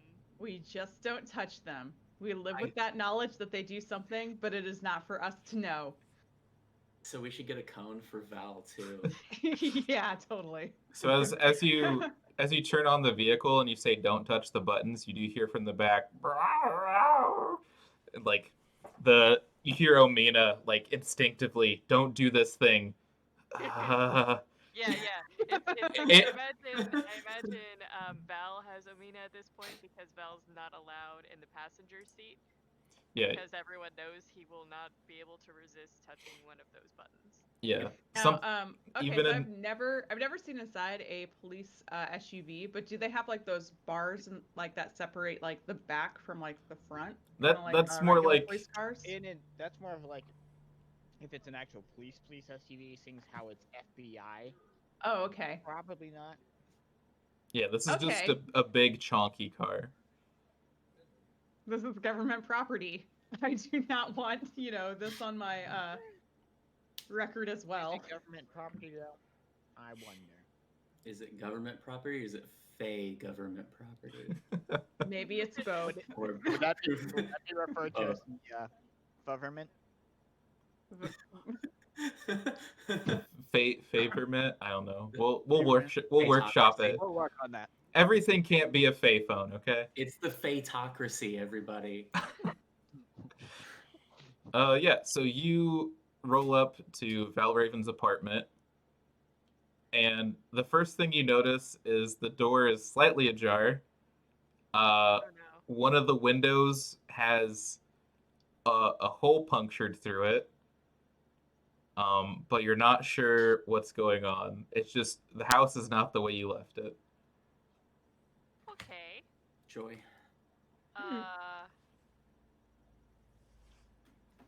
Oh dear. Oh dear. Oh no. Birdie, are you here? You hear from inside the house, less more peeps and tweets, but more like, I'm not gonna do these to embarrass myself further. But it sounds like a more why like not? adult bird. Oh, okay. Oh, good. You're all right. As you open the door, everything's just a mess. Oh, Things have been ripped You leave. apart. There are lots of pecking beak marks in things in the floor, in the coffee table. Things are just knocked over. There's like the barrel of gunpowder's in the center of the room tipped over, and there's just like stuff smeared all over the floor. There's a hole in the window the shape of a beak, and sitting pleasantly on one of the couches with a cup of tea is a nice old lady. She's like, "Oh, I wondered when you would get back," and she just kind of sips her tea and looks at you. And Try just thought that Baba Yaga threw a house party or something. You know, a real rager. I was unavoidably detained. I came back to check on my little bird friend who seems to be not quite as little anymore. Whoa, what did I miss? Sorry, I had to walk off because cat emergency. Checking on the bird. Valraven's place is now a complete mess. It looks like the bird may have had some kind of tantrum. Oh It- no. It's like when you get a new puppy and you leave it Oh, home no. alone, Okay. and there's still an old lady sitting on the couch drinking tea, just looking pleasant with herself. And she says, "Well, the bird may have had an adventure here, but we also had an adventure out there. You Wink. see, I've found where my house is." And she just kind of like has this wrinkled old smile, and like you can see in her look as she just sits there happily sipping her tea. There's something mischievous about it, God. and she kind of like pats the couch next to her and, "Come on, sit down." Okay. First off, who all's in the house? Uh, Yeah. Just Valraven. Valraven was That's going what I thought. to Did basically. you hand me back to Thomas then? I left you curled up on the back seat. The back seat. Uh-oh. Uh, That was a bad idea. Okay. All right. I am currently awake and pissed off that no one has taken this cone off of me. I'm currently in process of destroying what little section of this seat that I currently occupy. So Oh, boy. government property fucked. Uh, do I notice this happening in the back seat? yeah, so I mean, we could probably hear her scratching. so if you've Yeah. ever had a pet that went to the vet's office, it goes from being out of it and having like those weird like siren yowls of like, "Oh, I'm dizzy and don't know what I'm doing," to now there's more energy going through the limbs. There's kicking, there's biting. You look at the cone, you're pretty sure you see some like cat vomit like on the cone dripping out. There's just you were watching the beginning of a disaster radius, even though there's already one inside the apartment. Like you have the opportunity to stop this one, but it's like now the legs are starting to kick. Omina can stand up on legs. Yeah. I'm guessing we can all figure what Omina wants right now. Yeah. Oh yeah. Yeah. I work on removing the cone as Oh. well. It doesn't matter what I get on me because I'm covered in blood anyway, so it's Whatever. I imagine you're basically parked outside because Amina's throwing this fit. Yeah. I get cone of shame off. Yeah. Of the spazzing one. So you remove the cone. Now you have an antsy cat in a vehicle. It's no longer biscuits, it's all claws. Every paw can be a claw. But yeah, Baba Yaga. The temptation to tell Astrid to calm Omina down is right there. It's pretty close there. I don't think that's gonna happen. No. But yeah, Baba Yaga pats the couch next to her and kind of like scrapes away some of the stuff tracked onto the couch and onto the floor. Yes. And just sits down on the couch. It's not polite to refuse an old lady. So you see,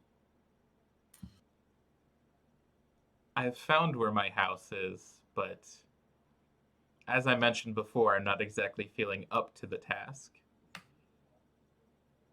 Yes. So I assume this is a place where me and my compatriots can get to? Oh, 'Cause yes. I know that there are some dimensions that are a bit difficult, and I know the house in particular generally resides between dimensions. Wasn't that part of our contract too? Yes, one of the things we were supposed to do is get her house back. Okay, just trying to remember. And so she smiles and says, "Yes, dear. I can see that you survived. No one died. It was very exciting. And even more exciting will be when I tell you where my house is." Oh boy. Now, do you remember those historical areas from those settlers long ago? Yes, I vaguely remember something about those. They have that park with old log cabins in the historical district. They thought it would be funny to hide my cabin there as if it were a piece of history. Well. I mean, isn't it really though? Of course, how amusing. That's really Well. good. I assume that your house would be fairly distinguishable from the other cabins in the area. Oh, it likes to change. Sometimes it can be a multi-story townhouse. Sometimes it's a log cabin.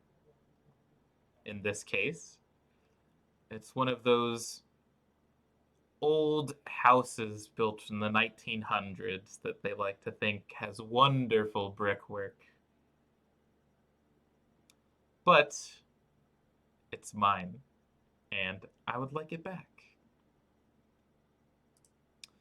The only problem is they also put a very, very troubling spell on it.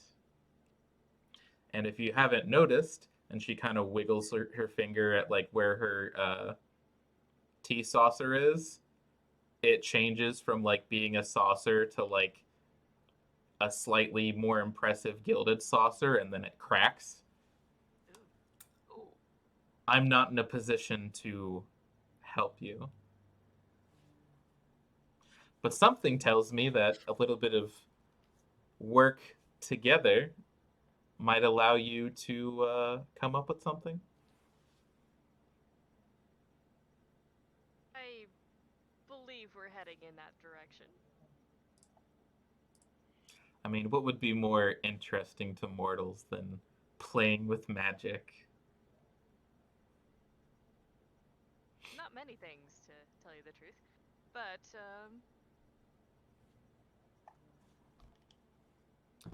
So, what about the rest of your friends?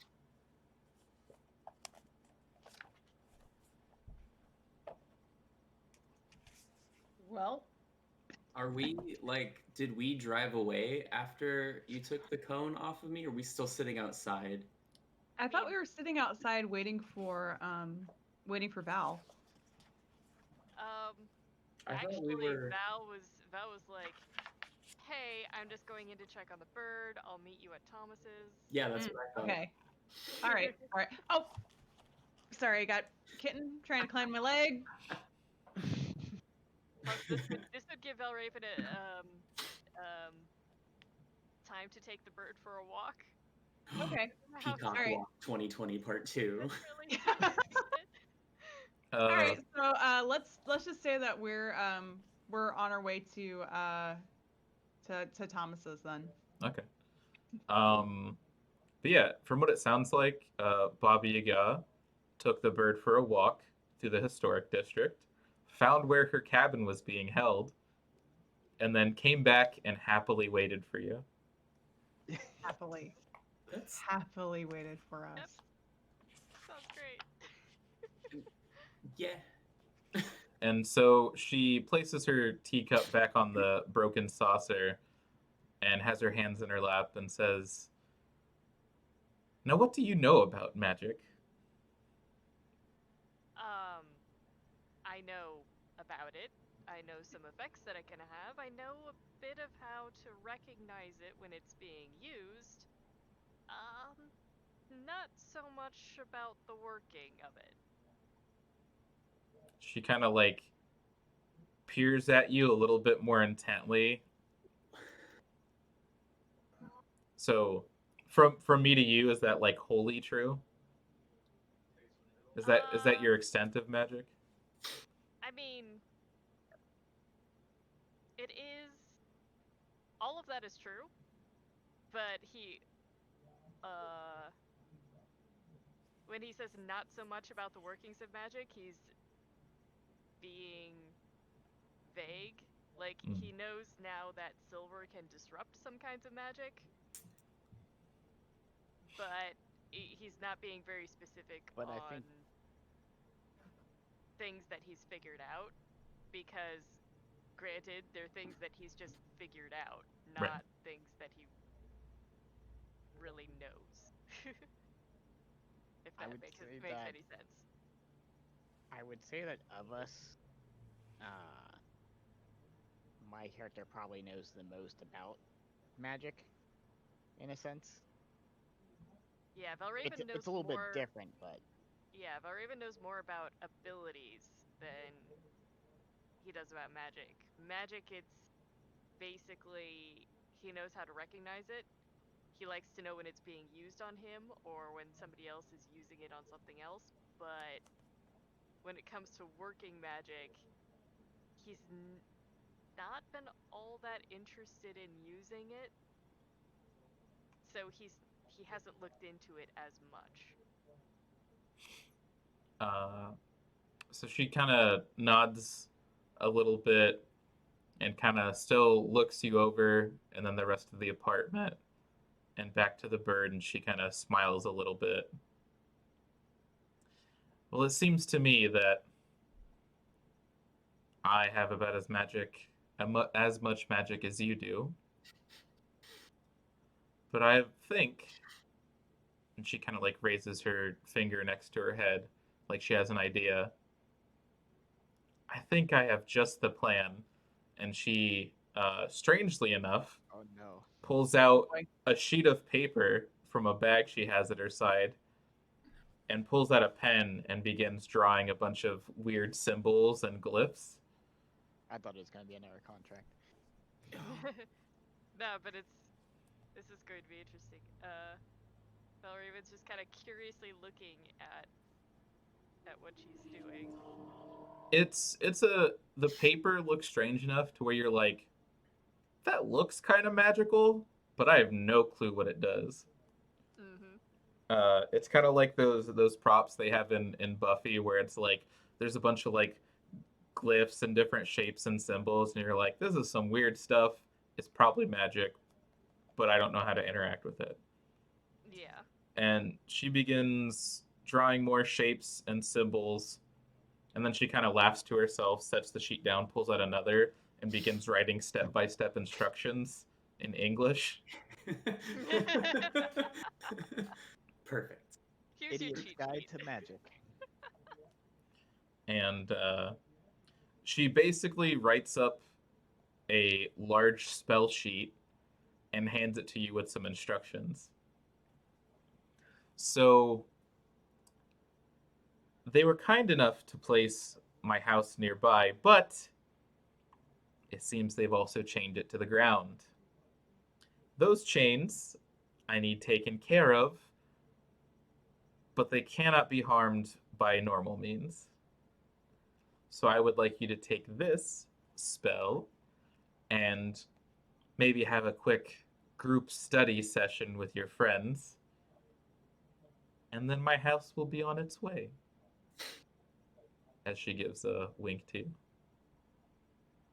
That sounds like a fantastic idea. I was in fact just going to go meet my friends for a group study section. I just wanted to check on my friend, and I have not seen Birdie yet. So Oh, the birdie's been like in the background, just like pecking at stuff, being like very annoying bird. You can see some of the plumage is still soft, but you see some more of those like robust metallic wings have come in now to where it's like a halfway bit. And the bird's a little bit more substantial. Like imagine an ostrich the size of a very large dog. okay. And it just kind of like walks around, it turns around its tail, maybe like bumps things off tables, and it just kind of like curiously pecks at things. Okay, we'll go over to said bird, and it's just like, uh, hello, birdie friend. I see you didn't like being cooped up. Sorry I was away for so long. It was unintentional, I assure you. Would you like to go for another walk? You say walk, and its head like tilts, and it's like, "Brah?" And it kind I'll of take that as yes. it kind of pushes its like bird head into your hands, and then All right. it does that thing where dogs are like too big for themselves and like bumps into you. We'll definitely like wrap hands around petting said bird and like um scritching behind its head and just Yeah, the feathers are like still soft, but it's almost like a mixture of soft feathers and like running your hand over like aluminum foil. Like it's slightly metallic and smooth, but also soft in spots.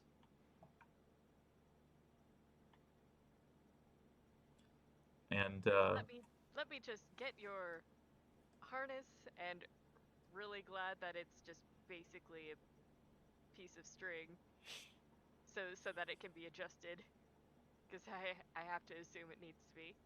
yeah, it walks over to you when you grab the harness, and its feet just kind of like excitedly tap in place. And Walks. Walk. What? Walk. Walk. Walk. Yep. I kind of imagine as feet are doing that, that it's spinning slowly in a circle, yeah, like just rotating in place. Just um, yeah. So as you get the harness together, you see this old lady strain to stand up from the couch and withdraws like a little wooden stick and begins to like slowly walk towards you, like very Yoda-esque. And she says, "You'll also need this as well," and pulls out like a little small bundle.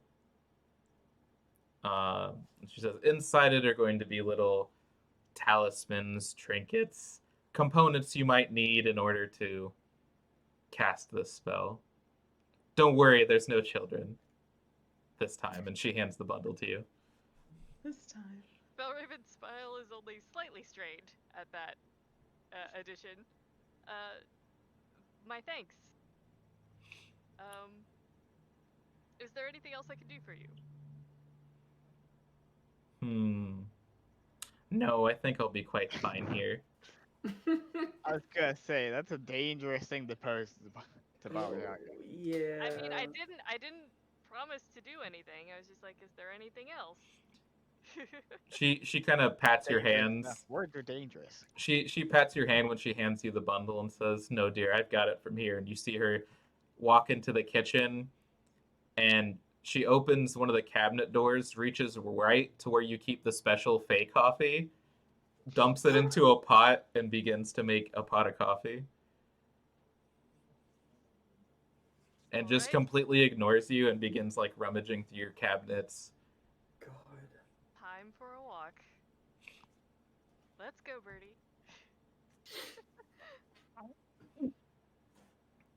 So the rest of you, what is the plan here? Are we at Thomas's house? At this point, I would say probably. Okay, cool.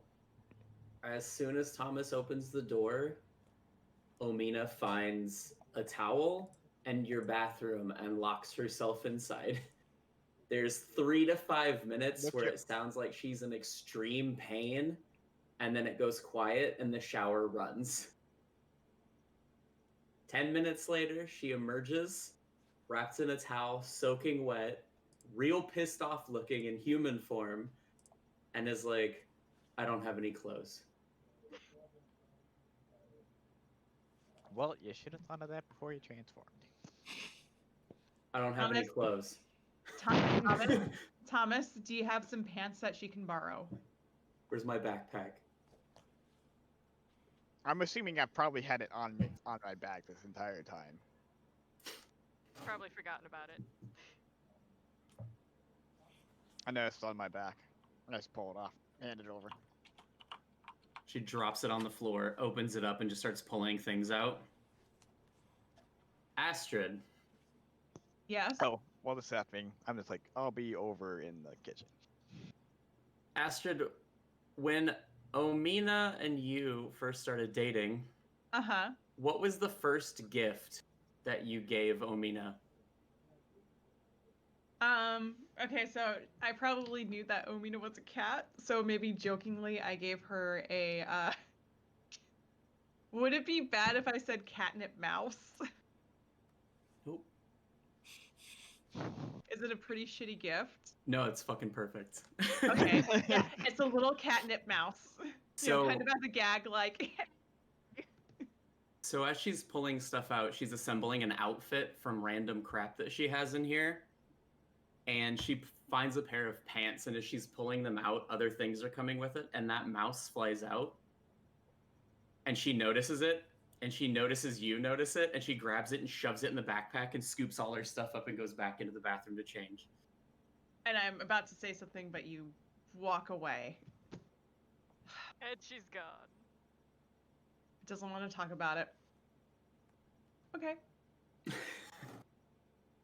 I come back from the kitchen at this point with some cups of coffee. I'm like carrying 2 in one hand, another. I just look at Ashford, coffee? Please. I take it and I just like start drinking, like just downing the whole thing. I'm gonna set this up here. There's a couch. There's like a coffee table. We're good. Perfect. Yeah. All right. So while this whole shower business is happening, I'm assuming Valraven could show up in that time. What else are you guys doing?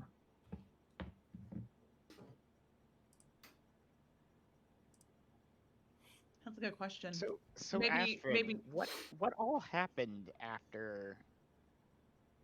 Yeah.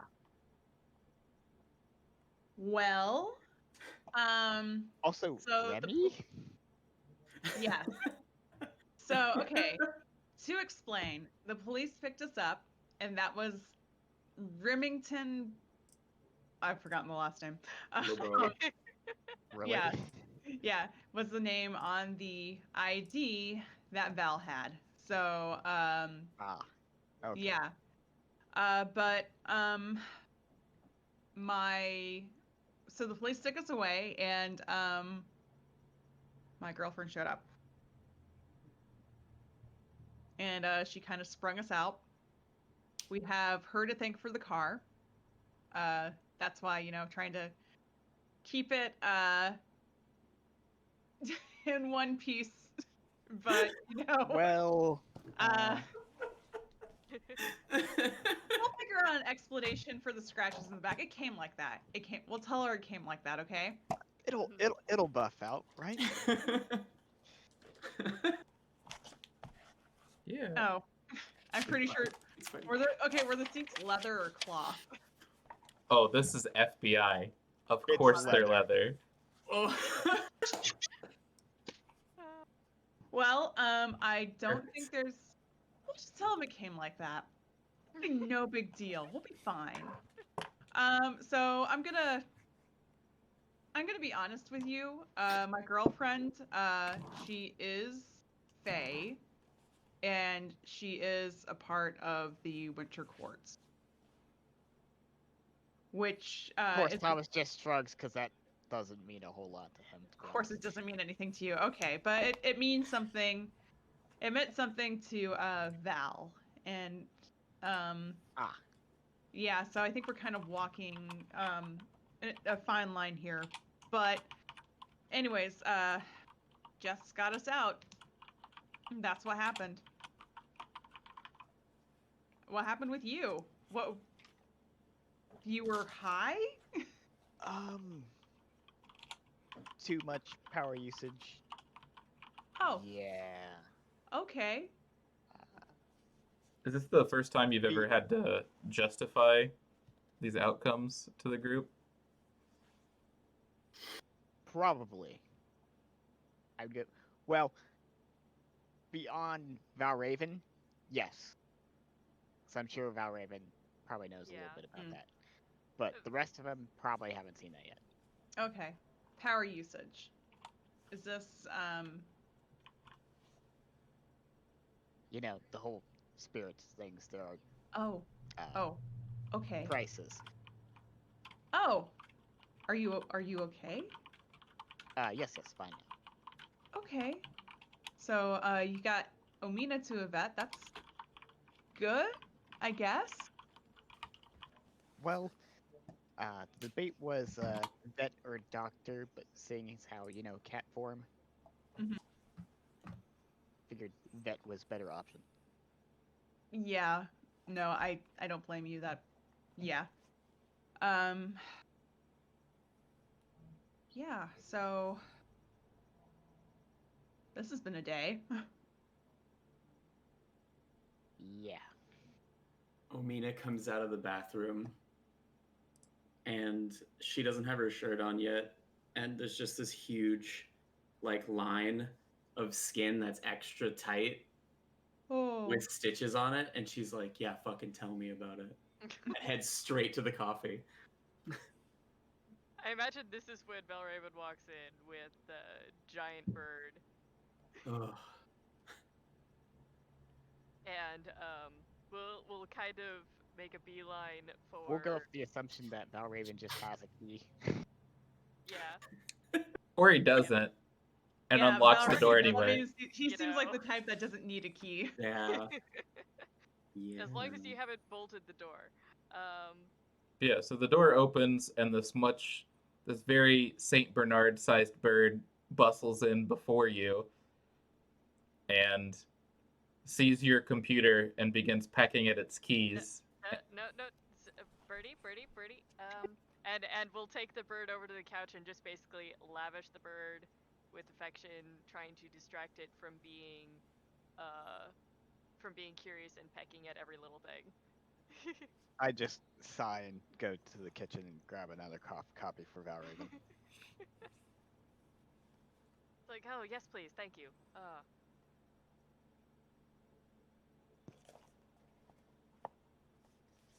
So the bird wasn't that big earlier, was it? No. Because I remember it being itty bitty when I saw it last night. Evidently, going for a walk this afternoon worked wonders. Going for a walk. You're a growing birdie, aren't you? Yes. Well, The bird lets out a little pop and like bumps its head into you. yes. We went for a short. Maybe we should stop saying the W word. For now. It's like, what?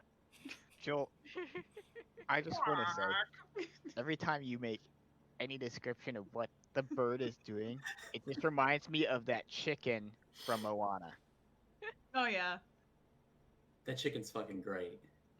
What was it? What was the chicken's name? Yes, Was it it? is. It's hey hey. Yeah, that's what I thought. Hey, hey. It's Alan Yeah. Tudyk. All I had to say I the chicken know. from Moana, and I just had my mom over there like, hey hey. Yeah, it's like Valraven will take a if there are any like plastic bowls or something from the kitchen, he's gonna take one of those and put some bullets in the bowl to kind of keep the bird distracted a little bit. Good call. Yeah, Okay. you hear a couple like tink, tink, tink, tink as you guys are talking. Yes. Well, evidently our guest from earlier decided to take the bird for a walk, and it turns out that she found where her house is. So, Oh, that's good. that's a good thing. Wait. Well, Okay, that wait. makes Hold on. things slightly Hold on. I don't know anything easier. about the guests, do I? Because No, Yeah, I will. no, I you don't- don't. I don't. Okay. I don't think Yeah, you 'cause signed you the weren't- contract, did you? Valraven Yeah, we No, has didn't the even contract. we didn't even give I you the wasn't there contract. for that. Yeah. Yeah, You weren't yeah, there for that. Valraven, I'm like, Valraven still has her what contract and guest? was definitely not bringing it out in front of Jess. Wait, you had a guess? Yeah. Who was this Mm. guest? Yeah, so I Oh believe well, you have Astrid's contract and the instructions with you. Oh Yeah. no. And the paper with the spell glyphs on it. Mm-hmm. Oh, this is. And this horn, which evidently summons something. Yeah, you just It's chock the Horn of full of Gondor, obviously. you just chock full of magic Yeah. gobbledygook. Yeah. Mhm. Like blazing with magic. Hey guys, I got this horn. I've got For this- just a moment, Valraven's just like, I could just keep most of this to myself. It's just like, no. Sorry, Uh, I just conjured up an image of just seeing Valraven reaching into a pocket and just keep pulling out stuff. Yeah. He's that party member who just keeps on getting the magical stuff and like stuffing it in the bag and like forgetting about it. And then like, maybe a few episodes later, it's just like, oh, I have a thing for that. Yep. All right. Well, Astrid, we had somebody let us know that you were in danger this afternoon, and that's why we were running out to meet you. Oh, that honestly explains a lot. I mean, Jess told me why she found out I was in danger, but honestly, yeah, thinking about it, it is very coincidental you were there. Yes. You see, this person came to us with a job. She was Who- just person. evicted, and we're Who supposed was to it? find her house Wait. and get She's it back for her. Wait, find her Hey, Okay, so- is there any sort of role I can make, just for the sake of making this exciting? Is there any sort of role I can make to figure out, connect Yeah. the dots, so to say? Connect the Valraven is dots, like but- trying to put it in the best light possible before revealing. That it's Baba Yaga. Yeah. yeah, I know. Omina's about to just say it. that's Uh-huh. that's She's not patient. That- Okay. that's the okay, more- yeah, so- Thomas is just drinking his coffee. So you're helping somebody find their house. Yeah, it's got chicken legs and it runs around and it's weird I and was- gay. It's Are a you- scary swamp witch woman, Baba Yaga. Yeah, Are we you fucking find papers. Why? Great. No. I saw her. Okay. Hey guys, above board. I forget if I told you about my meeting with Baba Yaga. Uh-uh. you I met don't believe you did. you You mentioned did it not. to You mentioned a Omina. contact You- through your Yeah. friend at that time. All right. So, okay, guys, cards on the table. I've met Baba Yaga. So My contact, who is my girlfriend, Jess. That's where we went to get some information about the writers and just everything else. I was told not to accept stuff from her in her house. It's a fucking hell of a Uh, date. I don't know if I should. Well, it, well, it was to fun. be It was very fun, Omina. to Okay, be fair, I had such a Astrid, good she- time. she came to us and she came to Val's house. She was sitting in my living room. I mean, and while Fel did say that I shouldn't, he also said that the power balance is very delicate right now, and anything that would disrupt it would be bad. And Baba Yaga getting kicked out of her house. Oh, yeah, I was just very at disruptive. I was just at her house yesterday, and she's already lost it, or she's lost it. That was yesterday. Was that Yeah. yesterday that I was at God. her house? I was pretty sure that was yesterday. I went to Baba Yaga's house Time works weird in the in Fae. game time. Holy shit. Time works weird in Gary, Indiana. It does. Boom, boom, boom, boom, boom. It's like, yes, so I tried to resist, but You tried to resist. You tried. I'm sure you put up such a valiant effort, Val. I did. In fact, I suggested that maybe this was a bad idea and maybe we shouldn't do it, but And as you say this, I look at Omina. Did he? during this tense little bit, you sure it was some other type of force, but something causes Astrid's contract to slip out from your stack of papers, and it just floats gently onto the coffee table. What's this? That's I- yours. well, I- we signed a contract, but You did I- what? We made sure that there were conditions, and plus it was a favor for a favor kind of thing, and Val said it was a good idea. I mean a favor from Baba Yaga, and an open favor. An I open also favor. looked over it, What are the the terms? wording of it. Okay, what are the terms of the what are the terms of this favor that you guys? don't actually remember what the terms of the favor are. I'm We just gonna get slide her your house contract back. across the table to you. You can read it. We get her house back. Help stop the witch queen. Okay. We're already we were doing going to- anyways. which we were doing anyways. And then And? She owes us a favor and then she owes us a favor. Oh yeah, because that's With- going to go swimmingly. with some caveats as to what the favor can be, I guess, Yeah, there- depending on the contractee. Okay, so all right, I'm gonna go ahead and read my contract. What does it say? Hey, Joel, what did Astrid's contract say? Did you Hey, write Joel, that are down there anywhere? any cool parts that appear just for Astrid? Yeah, Joel. There's as you're reading it, there's kind of that Disney vibe of, you can't bring people back from the dead. Asterisk. What is the asterisk? I follow my eyes down to the asterisk. There's Uh, fine What does print. that There's always say? fine print. It says Contract. I'm gonna read this fine print.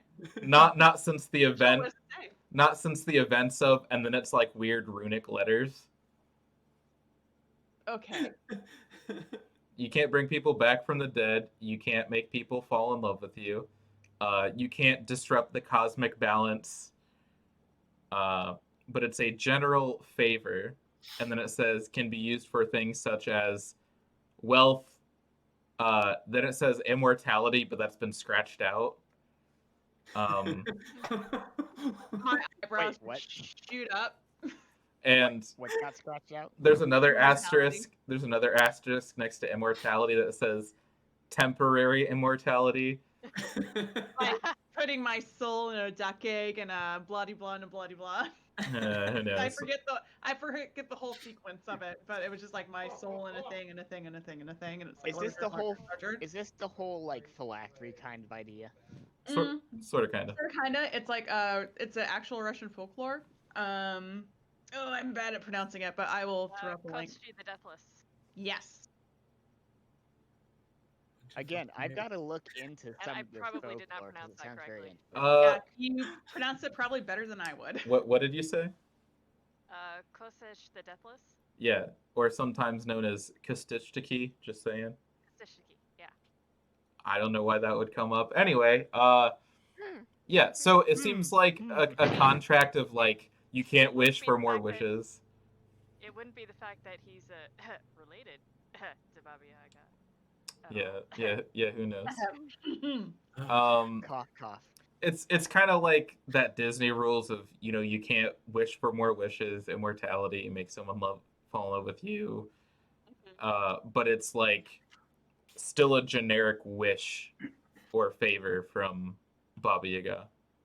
Okay, it's not something where it's just like if I just say something like really like if I'm bored, it's like, man, I wish there was something to do, that would expend the wish, would it?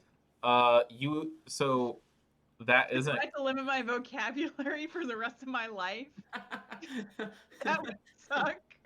So it does say when enacting the favor, should you obtain it, you need to like invoke Baba Yaga to be like, yes, this is what I want to happen.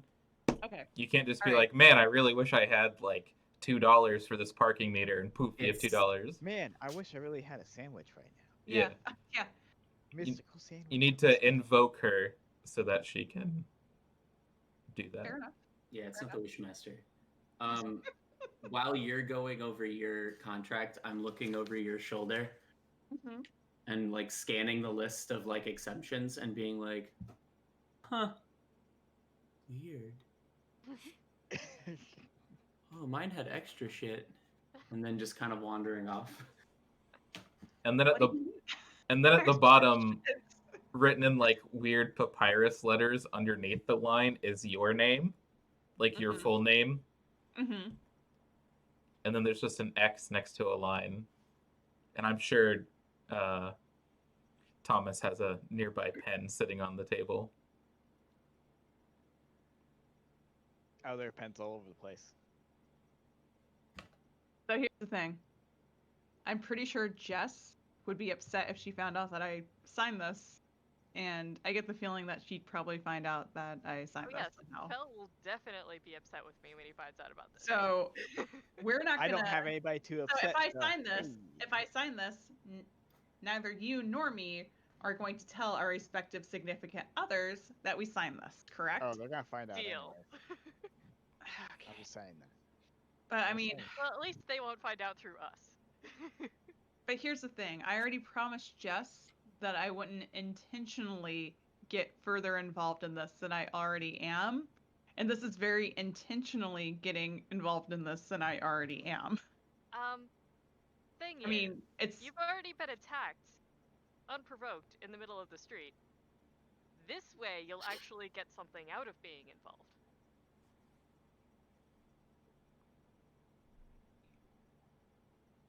You're already involved. There's no backing out now, basically. I mean, you're Yeah, not getting yeah. further involved in this than you already are. so all we have to do is just find her house.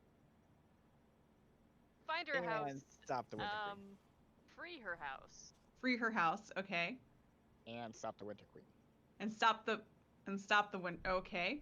which we're doing anyway. So 'Cause So the do we Winter have Queen is the one to that's- do we have to directly stop the Winter Queen, or can we our assistance lead to her being stopped by Hey, other contract voices? writer, how is it written in the contract on that one?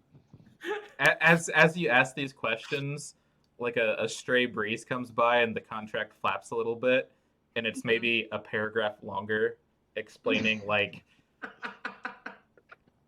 as soon as you like it kind of explains in clear terms.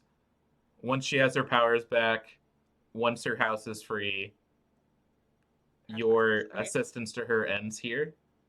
However you come to that means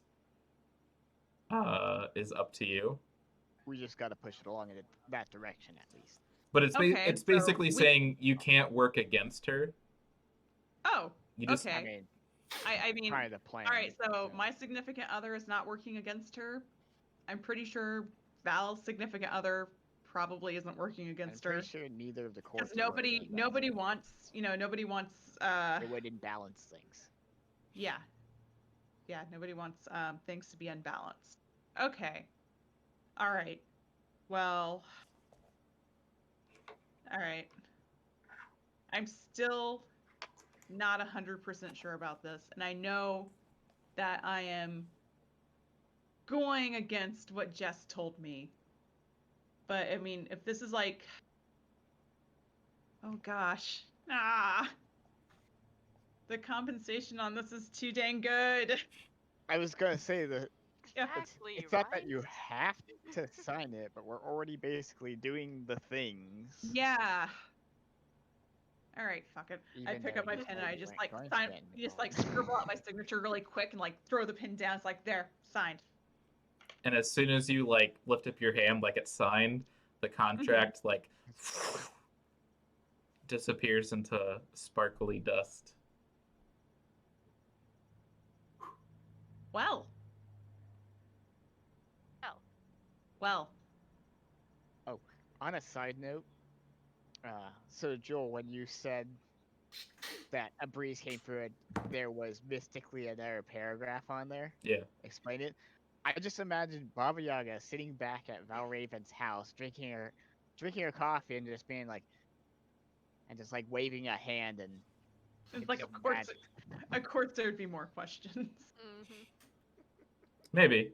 Or maybe the paper unfolded a little bit farther than what he had originally seen. Who Mm. knows? Hmm. Leave me to my imaginations. I find it amusing. Yeah. All right. So where do we get started? All right. Well, we know where the house is. Oh, good. Um, I believe we heard something about there being disturbances out in the historical section. Yes. So I know Alex will get this reference, but you know that log cabin in Ren? That's kind of the scenario here. It's one of those and a lot of other, like that whole one section of Fort Wayne. Yeah. So we have the old, yeah, you know. Yeah, it's like a smaller village area. I think here it could be called not Sodders Village, but whatever the place is with the hot air balloon. I was thinking of Connor Prairie. Connor Prairie is what I'm talking about. Yeah, so it's kind of like a preset village where you can go and like see stuff and interact, and maybe on certain days they do like they dress in the times clothing and all that. They do the RP kind of thing, and They're so LARPing. Nestled in the middle of that like old historical village. One of those is Baba Yaga's house. God, I hope it's locked.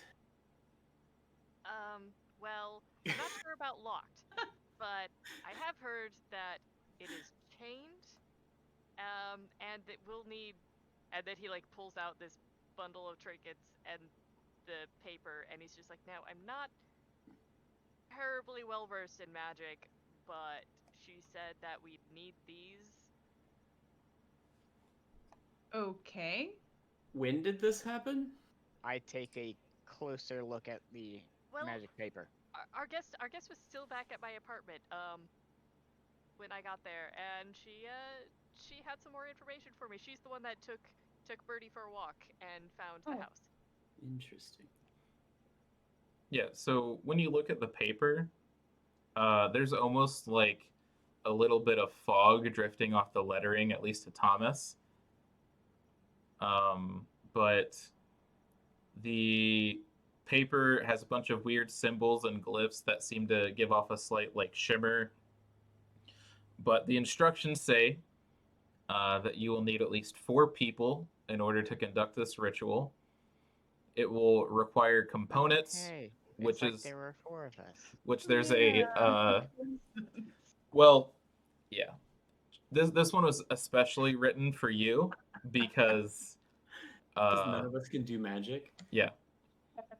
It basically says you would need 1 powerful caster, and just like in true Baba Yaga fashion, there's an asterisk that says or 4 slightly magical people. Be magical. So, as far as game terms, this is what's called big magic. The terms and conditions of this big magic spell are: you're going to need 4 people. You need to conduct a ritual that would need practice to get done correctly. It specifically needs to be done at that location at night when the moon is out. You need Of course. components, which she has so graciously supplied. Any specific moon phase on that? The moon needs to be out and not in cloud cover. The phase does not matter. Okay, good.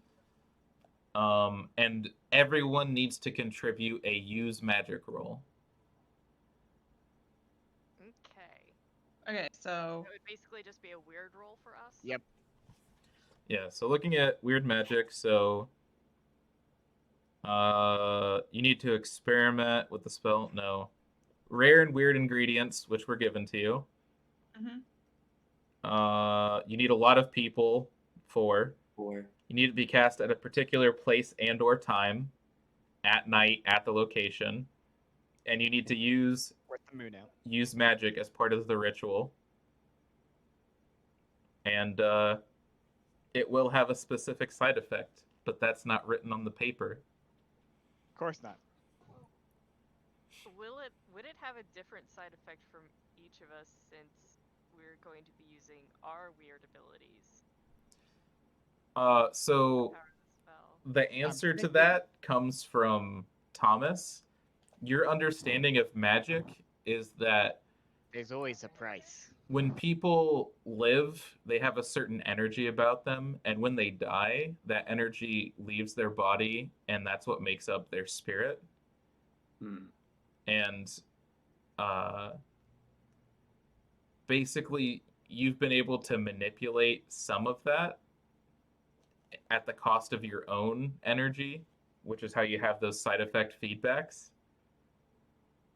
And in this case, you're basically channeling a bit of each of yourselves into it, but it's not as gross and messy as blood magic.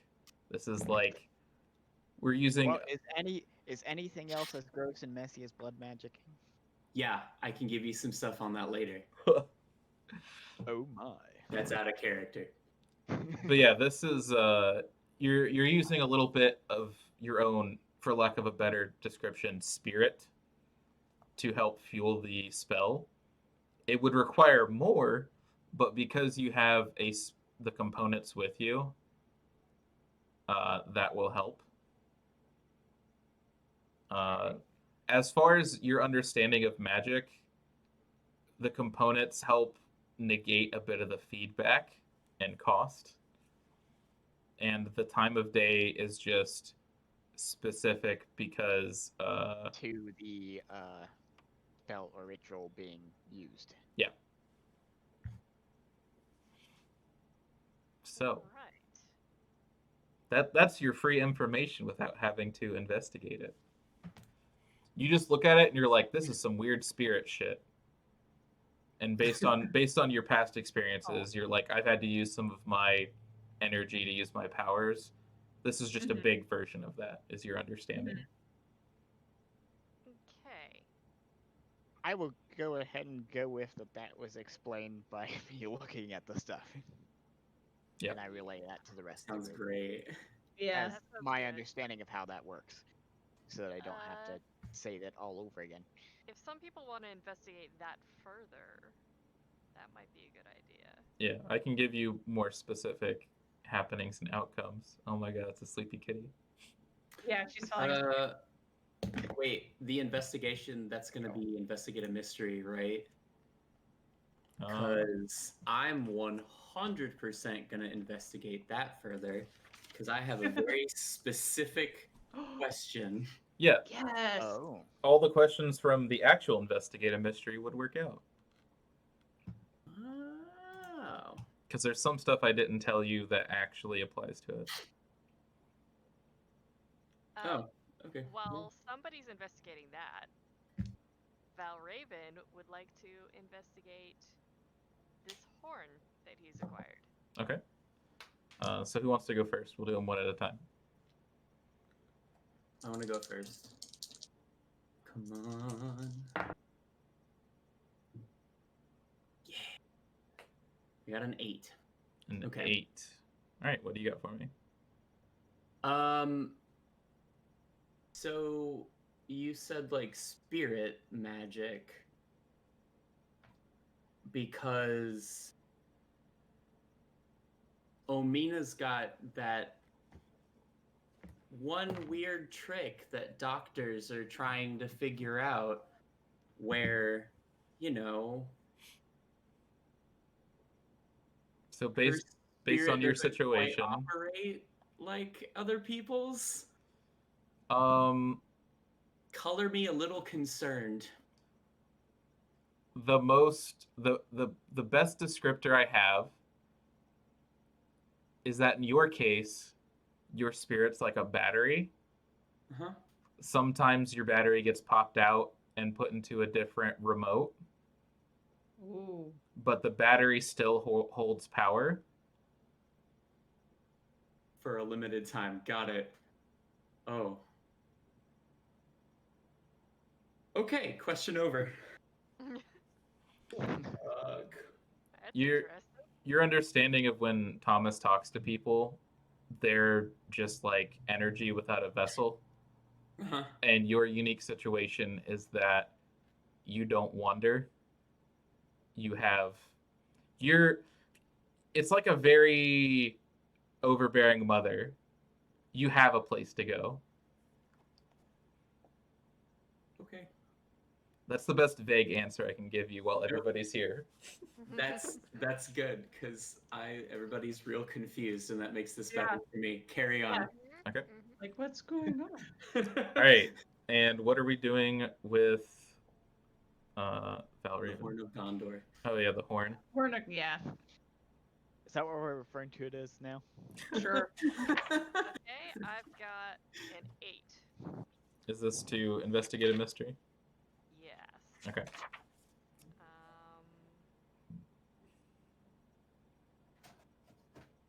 I mean, I got a little bit of information on it. Yeah. But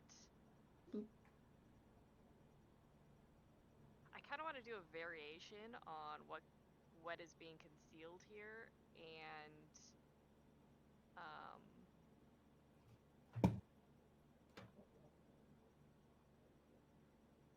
Well- I kind of want to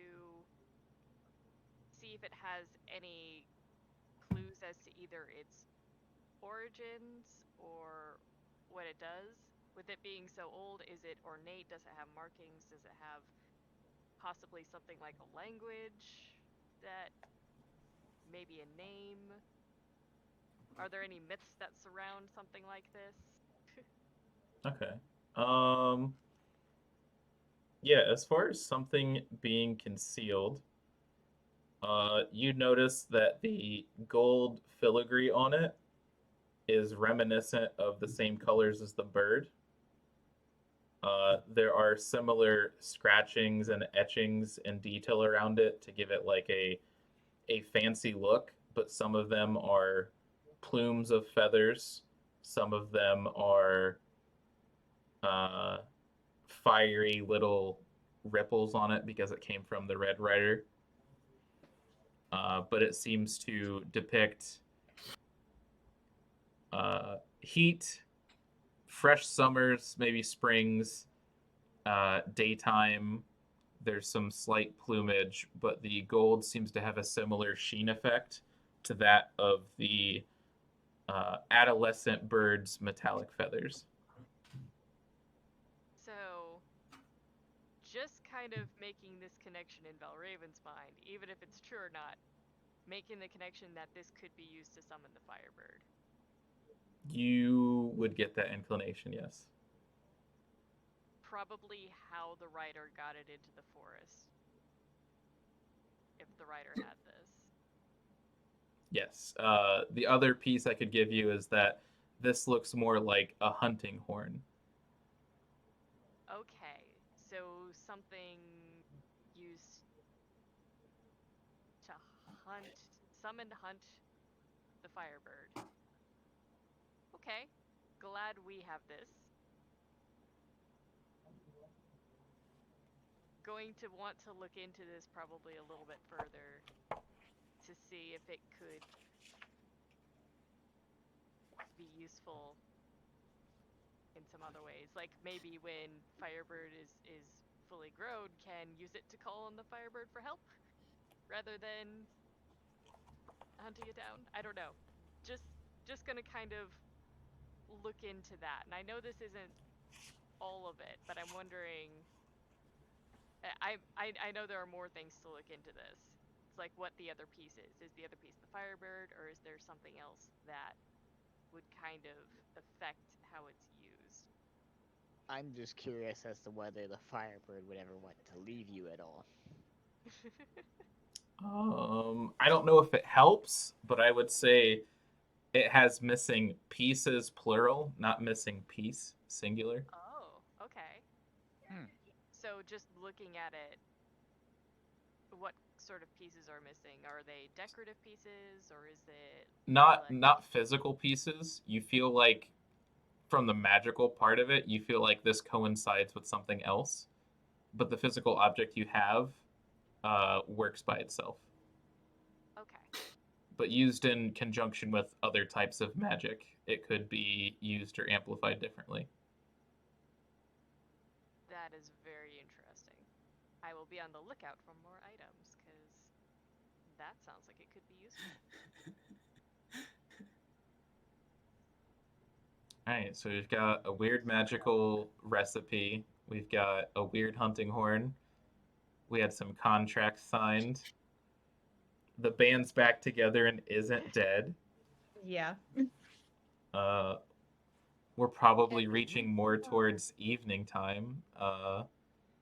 What's the plan? Is everybody gonna crash in Thomas's tiny apartment? I mean, how is everyone feeling? Because if it's approaching evening, we could try and get this done tonight, or we can do some more investigation tomorrow. If we rest for the night, we can heal up.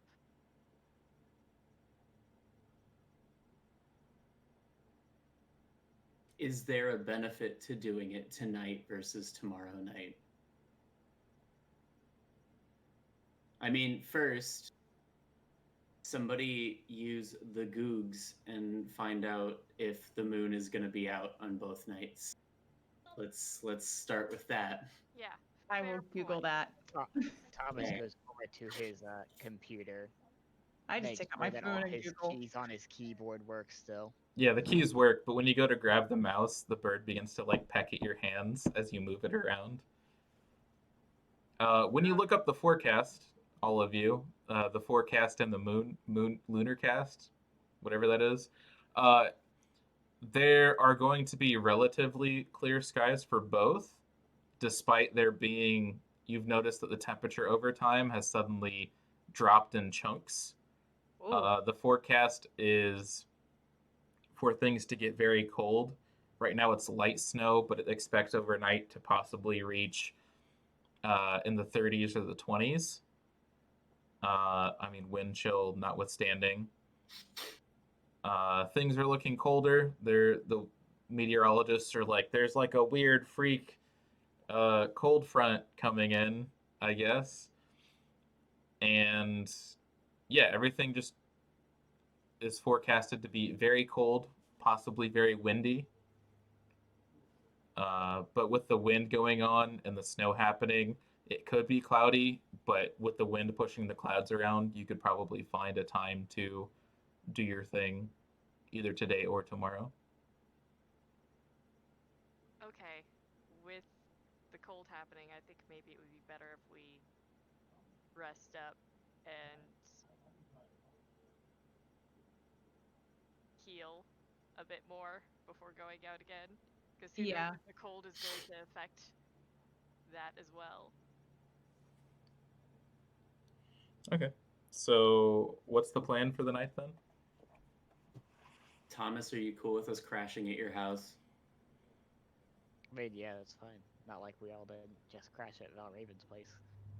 I mean, I would suggest it, but it's a mess at the moment, unfortunately. like a mess like that one time you left for the weekend and came home, or worse? Not quite that bad, but approaching. Never gonna live that down. How Mean did you you didn't have to find bring all it that up. catnip anyway? Talent. It's like the catnip combined with the fey coffee. At least we promised that would never happen again. At your house. Anyway, yeah, let's go to sleep. Alright, so my favorite things to say in RPGs during the night. Yay. We see Baba Yaga at Valraven's house cooking up a nice bubbling stew. Children.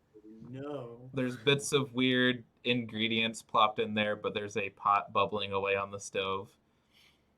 And we see from the camera angle, it's the front facing Baba Yaga. She's cooking at the stove, and we see the front door slowly open from behind her.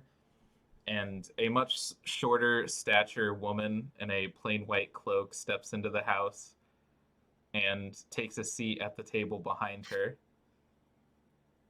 And Baba Yaga says, "Don't worry, the food will be ready here soon."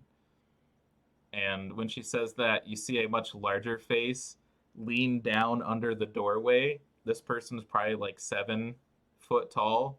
They real tall, real thick boy.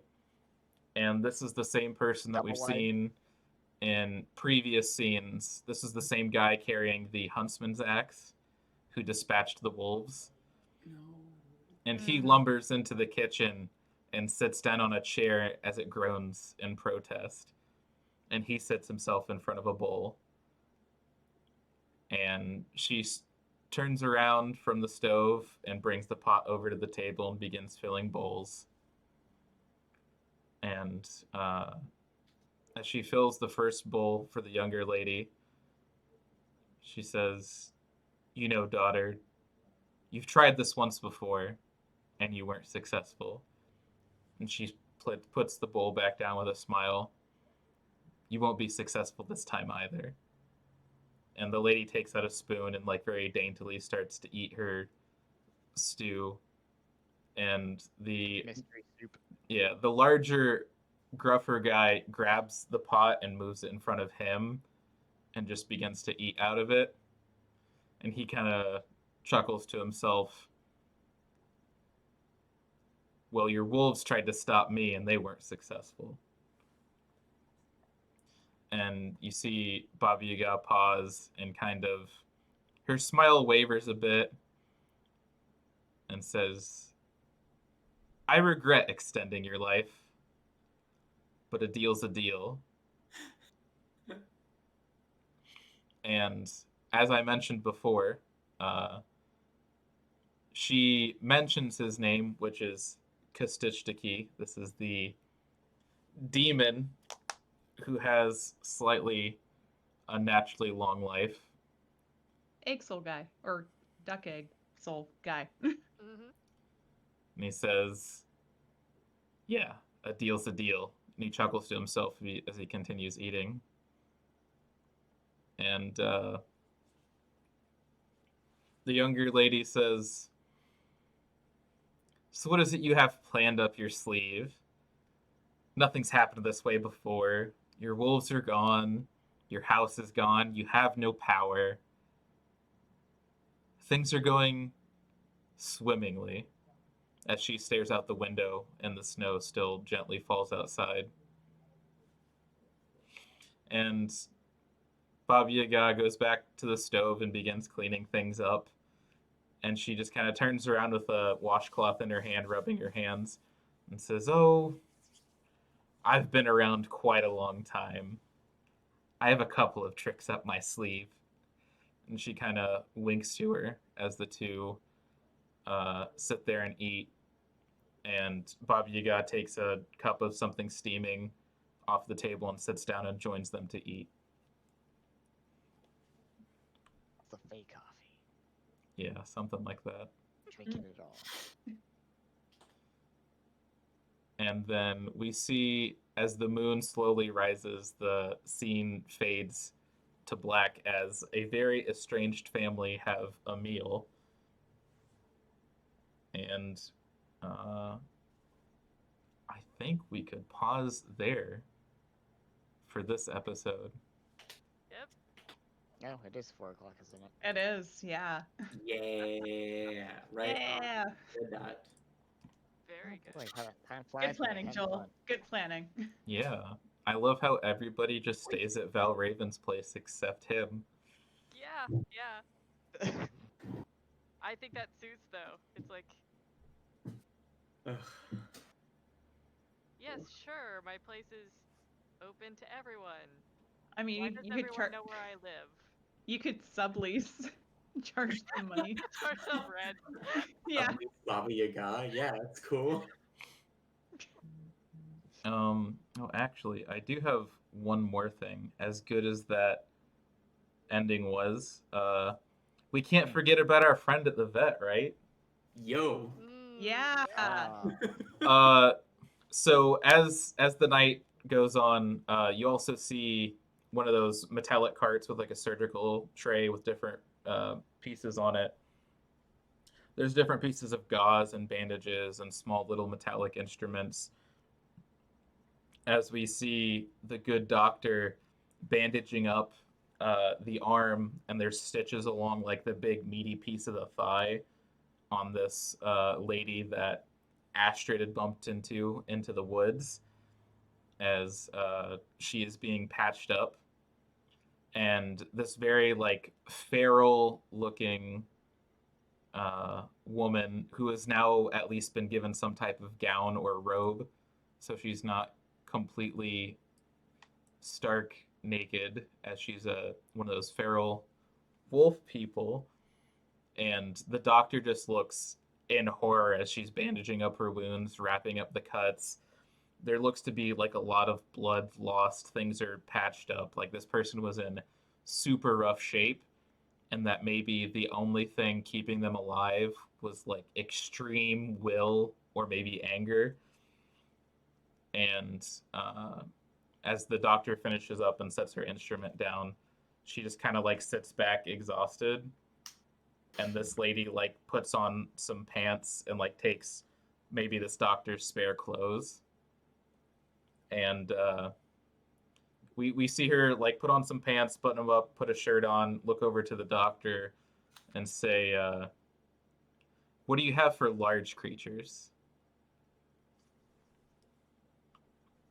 And that'll be her situation. You know, like how they ended that action movie. What do you have for big guys?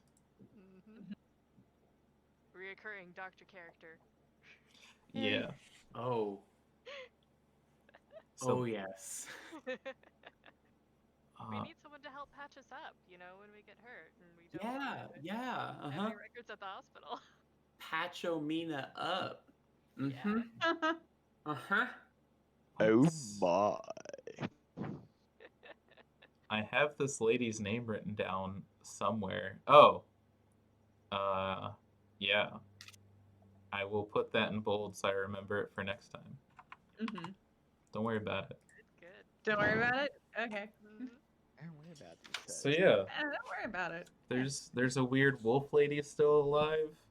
Mm-hmm. There's some weird family drama, and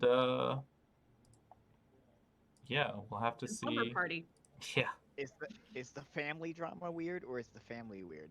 Yes. Yes. both. And then some.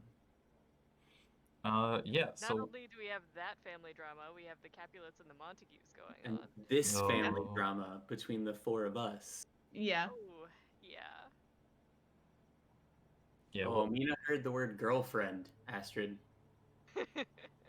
Omina Cool. also hasn't smelled the much stronger fey bit of cloth yet, so that'll be fun. Oh, God.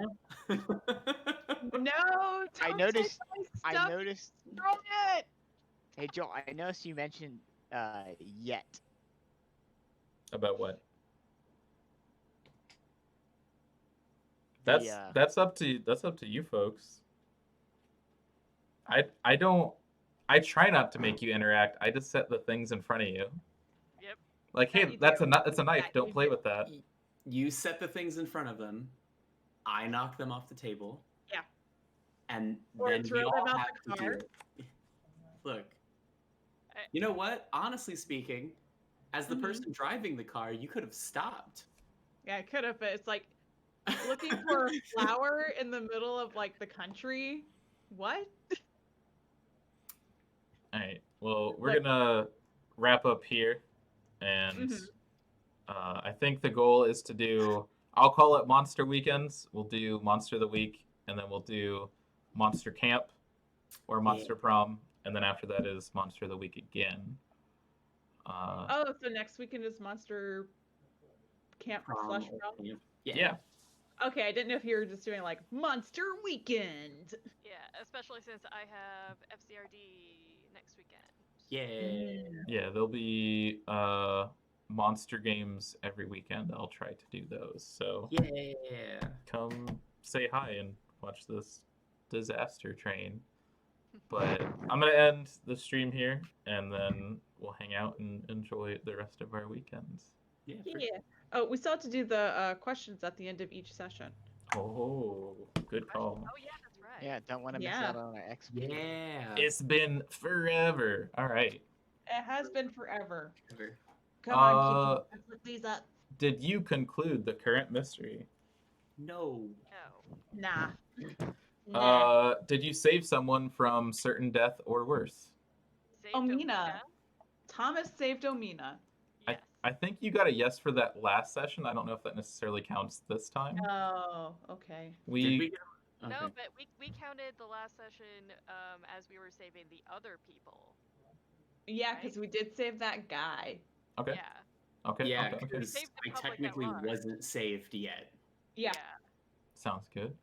Did we learn something new and important about the world? Oh, we learned Yes. several things. Yeah. A lot. Yes. And did we learn something new and important about one of the hunters? More than one. Yeah. Yeah. Yeah, I feel Like, like oh, that's- we got Yeah. to meet Astrid's girlfriend. Yep. And now Astrid Well, knows one of us did. about Belle's boyfriend. Sorta, kinda. Sort of, I, kinda. I haven't No- met him, but I know that, opposing courts, and we got some Montague Capulet shit going on. Yep. And Astrid does know a bit more about Thomas's powers. Yes. Yeah. Oh, and Thomas knows about Astrid's girlfriend, too.